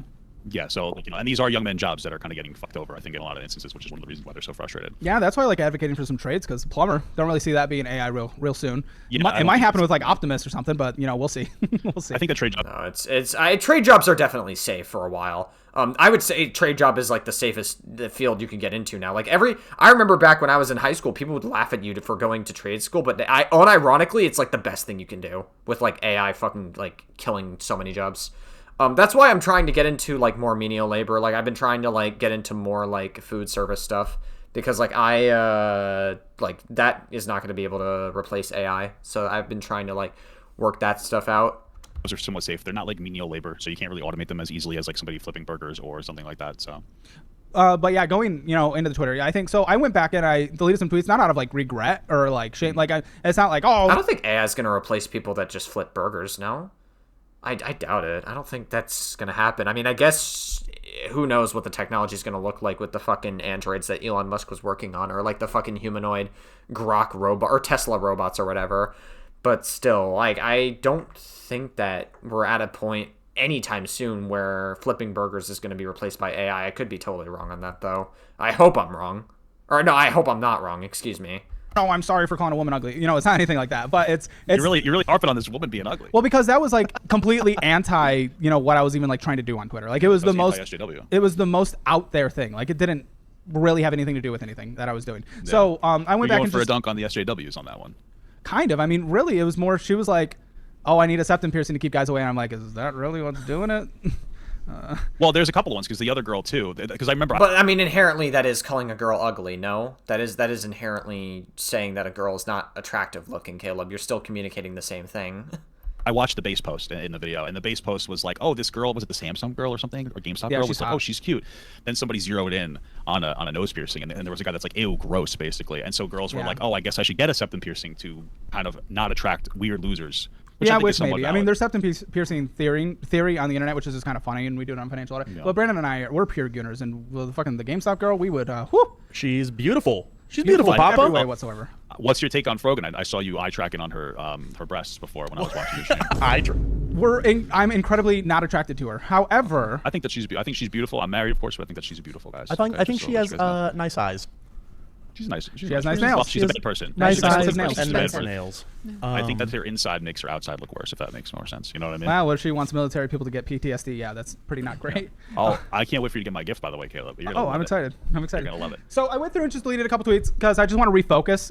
I'm leaving up some of the political, I want to go less on the actual political things, more on the economic things. So like the Elon thing. And, for what it's worth, if we go back to that, manufacturing like the Rust Belt where I'm from in Michigan really got hit with that automation. But I think worthy of celebrating for Elon is we went to the Tesla factory here in Texas, and that's pure jobs in making cars, where the Rust Belt Detroit got destroyed in making cars. And we saw 20,000 people working in one place having good paying jobs. And I think that's something worthy of celebrating instead of just being angry at a big number like people on Twitter. I'm not saying I don't think you're angry at just like the big number. You had a good criticism. Oh, no, I have like a general criticism. I mean, if I was Elon Musk, I'd probably take advantage of the system too, right? I think humans are naturally greedy, and we need to kind of regulate that governmentally to kind of de-escalate it, So like he's trying to get as much money as possible. I get it. I mean, it's a little frustrating that he has a level of impact on the government because he is very close to Trump. Not so much now with the whole Epstein's listing, but yeah, I mean, it really did hurt Trump a lot with the whole Epstein shit. It fucked him over massively. And it's really funny to think that it all started from a tweet that Elon Musk made in May of 2025. Crazy work. Or was it June of 2025? I don't remember. It was one of those 2 months where he said that Donald J. Trump is on the Epstein files. It really is crazy to think that it all started from that. And it's just, it makes me just a little nervous sometimes, when we get like big number bad and we're like, oh, I wish it'd be more effective to have that tax money be spent. And I'm like, the homelessness in California has only gone up where they spent $40 billion since 2019. It's like, I don't know if more money from Elon would have helped that in California specifically. Well, I also don't think that we have historically done a particularly good job at dealing with homeless people. I mean, if we had to look at the issue isn't just that they don't have houses. The issue is that they don't have jobs, and that once you're on the street, whether you're on the street because of a mental health problem or not, once you're on the street, you are developing a mental health issue. It is a traumatic experience to live on the street. And so, we're at a point where those people, we should try to help them, but they're probably far gone. That's a lot. You need a lot of social work investment. But it's more about how do we prevent that from happening in the future, and I think that's like a job focus. I agree. Like, something like that. I think we pulled up the statistics once when I was doing live streams. 50% of the people who become homeless, not well homeless, but become homeless, 50% are either due to a drug addiction or mental health issues. Those are really hard to deal with. So 50%. But the other 50% is through like a domestic abuse situation or through losing a job or through rent going up. Those are more addressable. And I would like to us figure out ways to help those people for sure. I don't know how to help the drug addiction and it's tough. It's very the difficult. mental health one. I will say that like people that have mental health issues, it's one of those things where you could probably help them before it escalates to an unreasonable point. Then at a certain point, once you're like a full-blown addict, it's very difficult to get you to not do that anymore. Especially without just in being general, forceful. it's tough. No, it's tough. But yeah, no, I think I like your criticism of the Twitter. You know, I've been having fun for a couple weeks and readjusting, not out of like shame or regret necessarily, but just like I want to be more productive and more productive calling out extremism on there specifically and just things that I think are just like really bad takes that people have. Like again, the big number. I think that's a good goal to set for yourself, to be more productive and to try to call out legitimate extremism. And you could start by calling out Trump because he's definitely a huge proponent of extremism. You can also start by calling out Nick Fuentes as well. Because he's also an extremist. And somebody on your show, Caleb, seems to be taking a liking to Nick Fuentes. Brandon, which we saw him talk a bit earlier. He's the other guy in Caleb's podcast. Brandon, I don't really like as much. He's definitely somebody that I'm a lot more skeptical of. Something about him rubs me the wrong way. I do not get good vibes from Brandon. Caleb, I think, is somebody who can readjust and grow. And I think that with time, he'll eventually, he'll have positive sentiment again, and we can move on. I think it'll be fine. He just gooned a little too close to the sun. He definitely needs to readjust in the way that he engages with Twitter and the way he engages with his platform. And I think there is room for growth there. So I don't see Caleb as this, uber far-right guy who's, a fucking horrific Nazi or some, bad person. No. I don't see Caleb like that at all. I think he's just, a guy that, fucking got a little bit too psyoped into gaining more and more conservative audience members, and he might conservative audience capture himself. That was, the bigger concern. Also, this fucking screenshot from Papa Gut is, kind of based. This could be your new, going live thumbnail, Papa Gut. It's kind of similar to the older one that you had, except it's mirrored. Except your eyes are kind of bulging out a little bit there. Bad. That's one of my tweets last night. I don't like that. I don't like that. Yeah. But before we wrap it up, Brandon had a big thing he wanted to. I want to wrap it up. Sorry, go for it. We'll go for it, Papa. One of the things I just wanted to reinforce before a little bit, just to clarify my point, but you don't have to do it back and forth on it, was one of the things I was criticizing is Donald Trump's messaging, and you were like, hey, that's bad. Well, I think that what Donald Trump's messaging is it's almost catastrophic. He's justifying Rob Reiner being killed because he was anti-Trump. That's insane. And your energy is hey, that's bad versus cringe SJW girls on the internet and being hey, look at how ugly this person is. There seems to be more criticism. I know you're gooning a little bit, but more criticism for a cringe SJW girl than there is for Donald Trump, the leader of America. Yes, absolutely. I think that Caleb's energy to each is disproportionate. I agree. That's good criticism. Hopefully Caleb receives that criticism and can do a little better with that criticism. That's really it. Who sets the standard for what is kind of. I mean, I really only just retweeted her picture. I didn't even put any text to it. And I still gave Trump's post, I think, 3 responses. And I called it this is not the way. What the fuck are we doing here? But that's far. But what that is that's a far right wing, insane. saying that you deserve to die because he criticizes. Oh, I agree. No, that's why I called it out. Is that is extremism on the right. No, that is you won't get me agreeing with his response. That's why I made three responses saying, I said, what a shit response. The death of political foes is not something to meme on or celebrate. That's specifically what I said. I mean, Caleb did give pushback to it, to be fair. It's not as much pushback as he could have given it, but he did give pushback, if we're going to argue in good faith. That's a representation that Donald Trump, the Conservative Party today is extremist compared to the Progressive Party. That's fucking insane. That is the leader of the free world that would say something egregious like that, who is systematically and continuously trying to drain people of fundamental rights, consistent violations of freedom of speech through taking down statutes that have valid permits or using the FCC to go after different people that he doesn't like because they make jokes about Charlie Kirk and how much he doesn't care about Charlie Kirk, indiscriminately bombing people without due process, kicking people out of the country without due process, going around and saying that Ukraine was the reason that the war in Russia started. There's a laundry list of yes, absolutely. Even though Trump was literally involved with Russian collusion to get elected, and he had his son meet with a bunch of Kremlin lawyers from Russia to try to get fucking elected. There was definitely some level of tampering going on with the 2016 elections. It's fucking crazy. Of issues, and I think that the Conservative Party right now has become, not to mention that Trump himself is a convicted felon. From the extremist party, whereas the left party, there are some extremists, but no mainstream leftist is particularly extreme. The most extreme position is hey, we want healthcare, which has worked in every single other first world country. I mean, for me, it's more calling out post by post, right? So it's that is a full take on Trump. But even when I call out any of the other posts, I call out post by post. I don't call out their entire life. When I subtweet, let's see. Bonnie Blue. I know that's not on the same level. You know, I didn't tweet about her life. I was like, why does she look 55? So like, if I'm tweeting Trump's, you know, bad response, I'm not tweeting about everything he's doing. It's directly in response to what's being put out there. So that's you know, kind of how I run my Twitter. Yeah, I mean, okay, I guess if that's how you want to run it, but it does come across like you're being a little more sympathetic to like the right, and you definitely could give them a little more pushback. So I think I think Caleb understands that. I think he understands that criticism. He hears the criticism, and he's gonna probably do better with it. I have hope for Caleb personally. I think he can come out on top with this. I think he can do better. Definitely, I think he can definitely readjust the way he engages with stuff. I don't think this is something that he can't salvage. You know, I know a lot of people were very quick to jump ship with Caleb, and a lot of people were like, oh my god, you know, I'm done with Caleb. Like, listen, if that's the choice you want to make, if Caleb rubs you the wrong way going forward, that's fine. That's the choice you'll make. That's fine. I also can acknowledge that, like, I feel like we do need to, like, start allowing people to grow more. I feel like, I'm going to sound really cringe in a moment, but, like, I feel like... Like, Papa Gut's community, for the most part, is normal, but I feel like recently we have been seeing a little bit more of a rise of people that have been, like, ex-Papa Gut community, like ex-Papa Gut-verse, we'll say. Like, Ryan Beard, obviously what Ryan Beard did was shitty, where he, like, completely snarked out on Ethan and pretty much said that he was responsible for killing his dog, and that's not right. All Ryan Beard had to do was be like, hey, I was actually just joking, it was a very insensitive joke, and I'm sorry for that.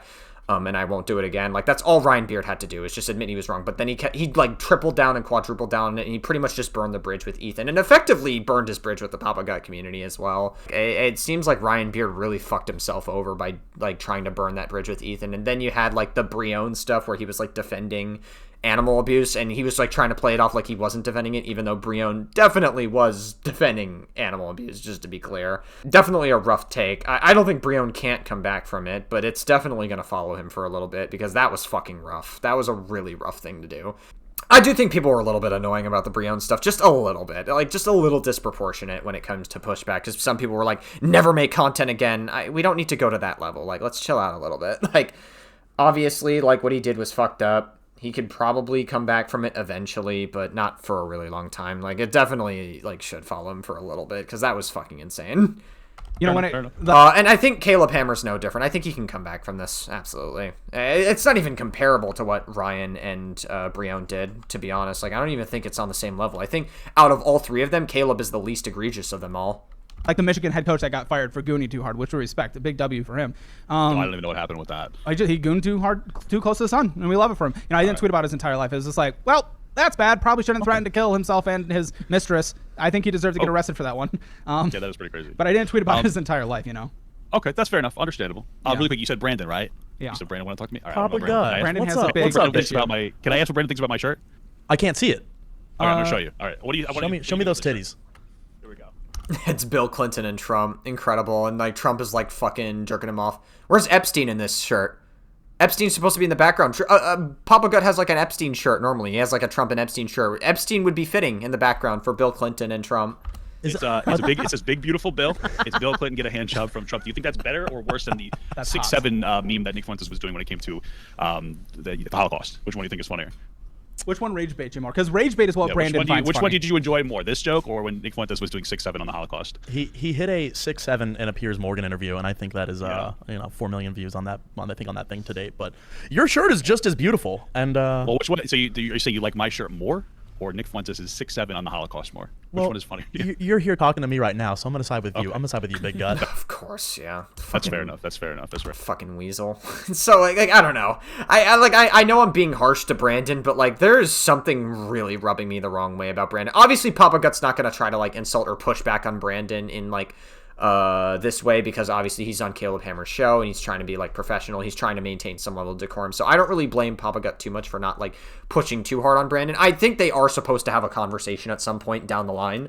I think when Brandon goes live on his, like, own channel or whatever, so Papa Gut's gonna have a conversation with them. And I do hope Papa Gut gives him meaningful pushback, because having any positive sentiment to Nick Fuentes is fucking weird shit. That's the main reason why I get such weird vibes from Brandon. There's something about him that's just so weird. Like, I don't know.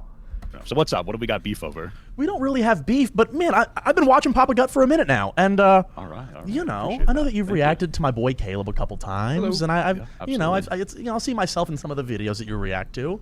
Big guy, Lindsay and I are not dating, and No, I never don't have, suck. never will. Papa Gut, I don't suck dick, dude. You keep Yeah. calling me gay. Yeah, it was Well, either not all gay guys suck penis. It's okay. They call them cops. yeah, it was either you were gay or we were dating. Yes. which neither are I don't know true. which one it is. Never have, never will. He's like my brother. We're He's beating my both best of those friend. allegations, Gut. So no, will not happen. Okay. We That's are the not whole going to thing with be the the They could be into incest. You never know. I've heard first. that you Yeah, sorry, that was a really awful joke. that I said you were dating Yeah. your sister. Sister. Well, yes, Papa. I don't think you would want me saying you're dating your sister. You don't know what my sister looks like. I don't even think isn't Papa Gut like an only child? You have no idea. Doesn't Papa Gut like only? I'm pretty sure he's like an only child. So like he said that the closest thing to a sibling he had were his cousins, right? I think.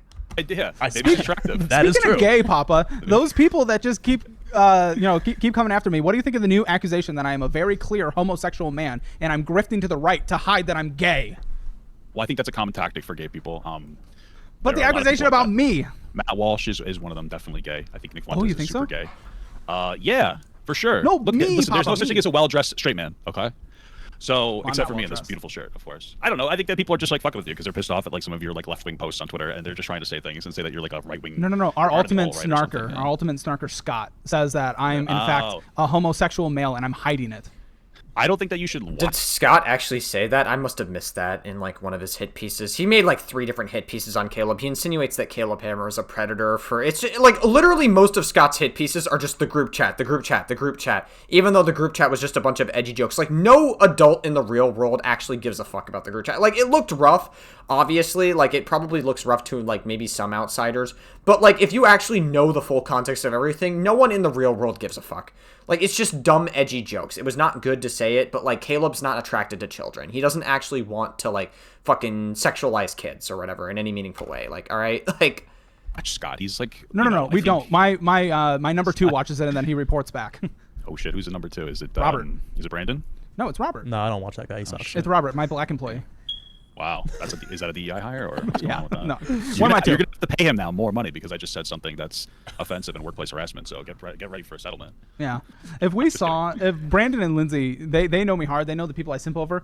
If I listen, and I've talked about my lore all the time. How my first experience like seeing porn in high school was through one of my best friends, like sister. She showed us porn, and then one of my first experiences was like dude. So I thought I was bi for a long Sounds like time. grooming. I was groomed by someone my own age. It was crazy. Incredible stuff. Well, you might still be bi. There's a whole conversation about bisexual erasure in heterosexual relationships. the My thing- wife used to be bisexual. I don't know. I always had the vibe. Whenever I first watched Caleb Hammer, I always had the vibe that he was, like, gay or something. Because he definitely has that vibe. He could have been bisexual, for all I know. And maybe... he said for a while he thought he was bisexual. But, I mean, I guess Caleb is straight. I don't know. Maybe he's bi and he doesn't know it yet. Who knows? So Well, maybe, but the thing is, I thought I was bi for the longest time because of that. And then I just realized as I was actually more maturing throughout like college and whatnot, and going on more dates and having experiences with people, like I was having this thrilling, awesome experience with women, and then I just wasn't into dudes. I just wasn't, and I was like, "Yo, that may have just been my first experience. I thought I was bi, but I'm just not." But these snarkers, they are convinced that I'm a literal homosexual. does that bother you does it bother you that they say that? That doesn't bother me. What bothers me is they say I am trying to make my content to get away from the fact that I'm gay, which is Oh, like really you're doing weird. like you're hiding in the Oh, he's trying to, like... It's like the closeted conservative gay. Is that what... It bothers him a little more? I don't know. Even that... Like, listen, if someone calls me gay, I'm just like, okay. All right, I know it's not true. Like, you can call me that if you want. Like, it's not true, so fuck it. conservative party. To I try to- guess okay, that. Well, yeah, that, yeah. and they also call me a pedophile because of jokes from a. Oh, yeah, from the fucking group chat. Yeah, whatever. It's like, it's not good. I've already said my piece on it. It's not good, but, like, again, literally, like, Caleb was not trying to sexually exploit a child, so... decade ago. I mean, you've seen That's that crazy. one. I have seen it before. I think Smearing it's- poop on the they're- wall. They're ridiculous jokes. Yeah, it's crazy. You know, I mean, Brandon Lindsay, you've seen the people that I goon over and all this stuff. You've known me for a bit now. What percentage am I even possibly gay? Listen, 0. I haven't seen you show me a guy picture and go, you're "Hey, like he's hot." 70% gay. 17? 17. Maybe a little higher. I think that I think you have some flex energy. Yeah, I think I could be a little. I jerk off to femboys sometimes. What's your percentage of gay, Papa? You know, I'm thinking like 10, like maybe 10. Really? So you plus. think You think you're less gay than Caleb? Yeah. Okay. Yeah, probably. I think I'm Okay. just more comfortable with it. Yeah. I would say I'm around the same. Maybe closer to, like... I don't fucking know, dude. Maybe, like, 15% gay? I don't fucking know. That, 15% off car insurance kind of gay? No. I'm not uncomfortable with gay. Again, I thought I was bi for a long time. I have nothing against it. Like, I really don't. Like, I had those experiences, so I have nothing against it. It doesn't gross me out. I'm just not You had attracted gay to experiences, you're saying? Huh? You had gay experiences, you're saying? Yeah, in early college, late high school, 100%. Oh, so then probably like 27% now. I'm just not into it. No, the but thing Papa, is, he I was the thought I top. was. He was the top. I do. Papa. Just to be clear, I knew I wasn't into it, but I didn't have to have sex with a guy. So just I don't know. Caleb's such a gooner that I feel like if you were, even if you were 17% gay, you would still be acting on it because you're such a gooner. And the entire time I've known him, there's not been, like Brandon said, there hasn't been. I mean, I see pictures from both of these guys. Well, not you anymore, obviously, because you've been in a relationship for a while. But yeah, they show me, who they're going out with, and I give them a this or a this, and A free blowjob's a free blowjob. That's what That's Brandon fair. always I says. think that's Wow, incredible. I guess. fair. Would you say maybe 33% gay? That's why you're like 6 or like 67% straight. Did you just hit a 6-7 on me, Papa? Yeah, You didn't do- 6-7s on everybody. Hey, you didn't do the hand motion. All right, Like we this. love Papa. Are We're you gonna kicking me off? We're Can I gonna just go say to the one next thing? segment. Yes, please. Okay, just one thing. I want to talk a little bit about Nick Fuentes with Brandon, but that's okay. I do want to bring up. I want to ask you a question. Do you think that Erica Kirk is an autistic lesbian? Who are you asking? Probably. I mean, like, Erica Kirk is, like, a very weird woman. I don't know. Like, I remember watching Papa Gut's reaction to the fucking Erica Kirk thing when she went on that, was it something Weiss or whatever? I forget her name. But, yeah, it was just, like, Erica Kirk is just so fucking weird. Like, the shit, she just rambles. She just rambles and says shit. Like, I don't know. Like, I feel like Erica Kirk's the kind of woman that a man would date because they know she's stupid. I don't know. Maybe that's, like, too fucking incel like of me. I don't know. I'm not an incel, I promise. I ain't an incel, but it's I don't know. She's just fucking weird woman. Lindsay follows that a bit more. Lindsay, what do you think? I honestly only follow it in this show. No, I don't. Autistic, I'm going to have to really. What I'm going to say is I will get back to you on this. I need to watch interviews with her prior to her husband being assassinated in front of the country, because I will give her grace for, any time moving forward from there. I need to go back into the archives, and I will get back to you on that. I think that she's a masked lesbian, and she's a little bit, I would say, socially struggling. It's like she'll say something and then she'll go and wait for you to respond. And I think that maybe and I think it's beautiful, by the way. I love people with disabilities. My wife works with people in the IDD community. Okay. She's a social worker, behavioral specialist. I love lesbians. I love them too. I look at that all the time. And so the fact that I think that she is an autistic lesbian is a beautiful thing. I would never say it's bad. But yeah, I think that she might be. She might have that energy. Incredible. Fascinating. Well, we love Papa Gut. He called me his best creator friend. I think he's also my best creator friend. I think it's you and Graham Stephan. I text you guys and I call you guys the most. So I think you two are kind of tied for my best buddies. So we love Papa. Go give Papa some love on his channel. Papa Gut Leftovers is. Thank you. Really, I follow. really trying to push We're that. growing it this year. Okay. Yeah.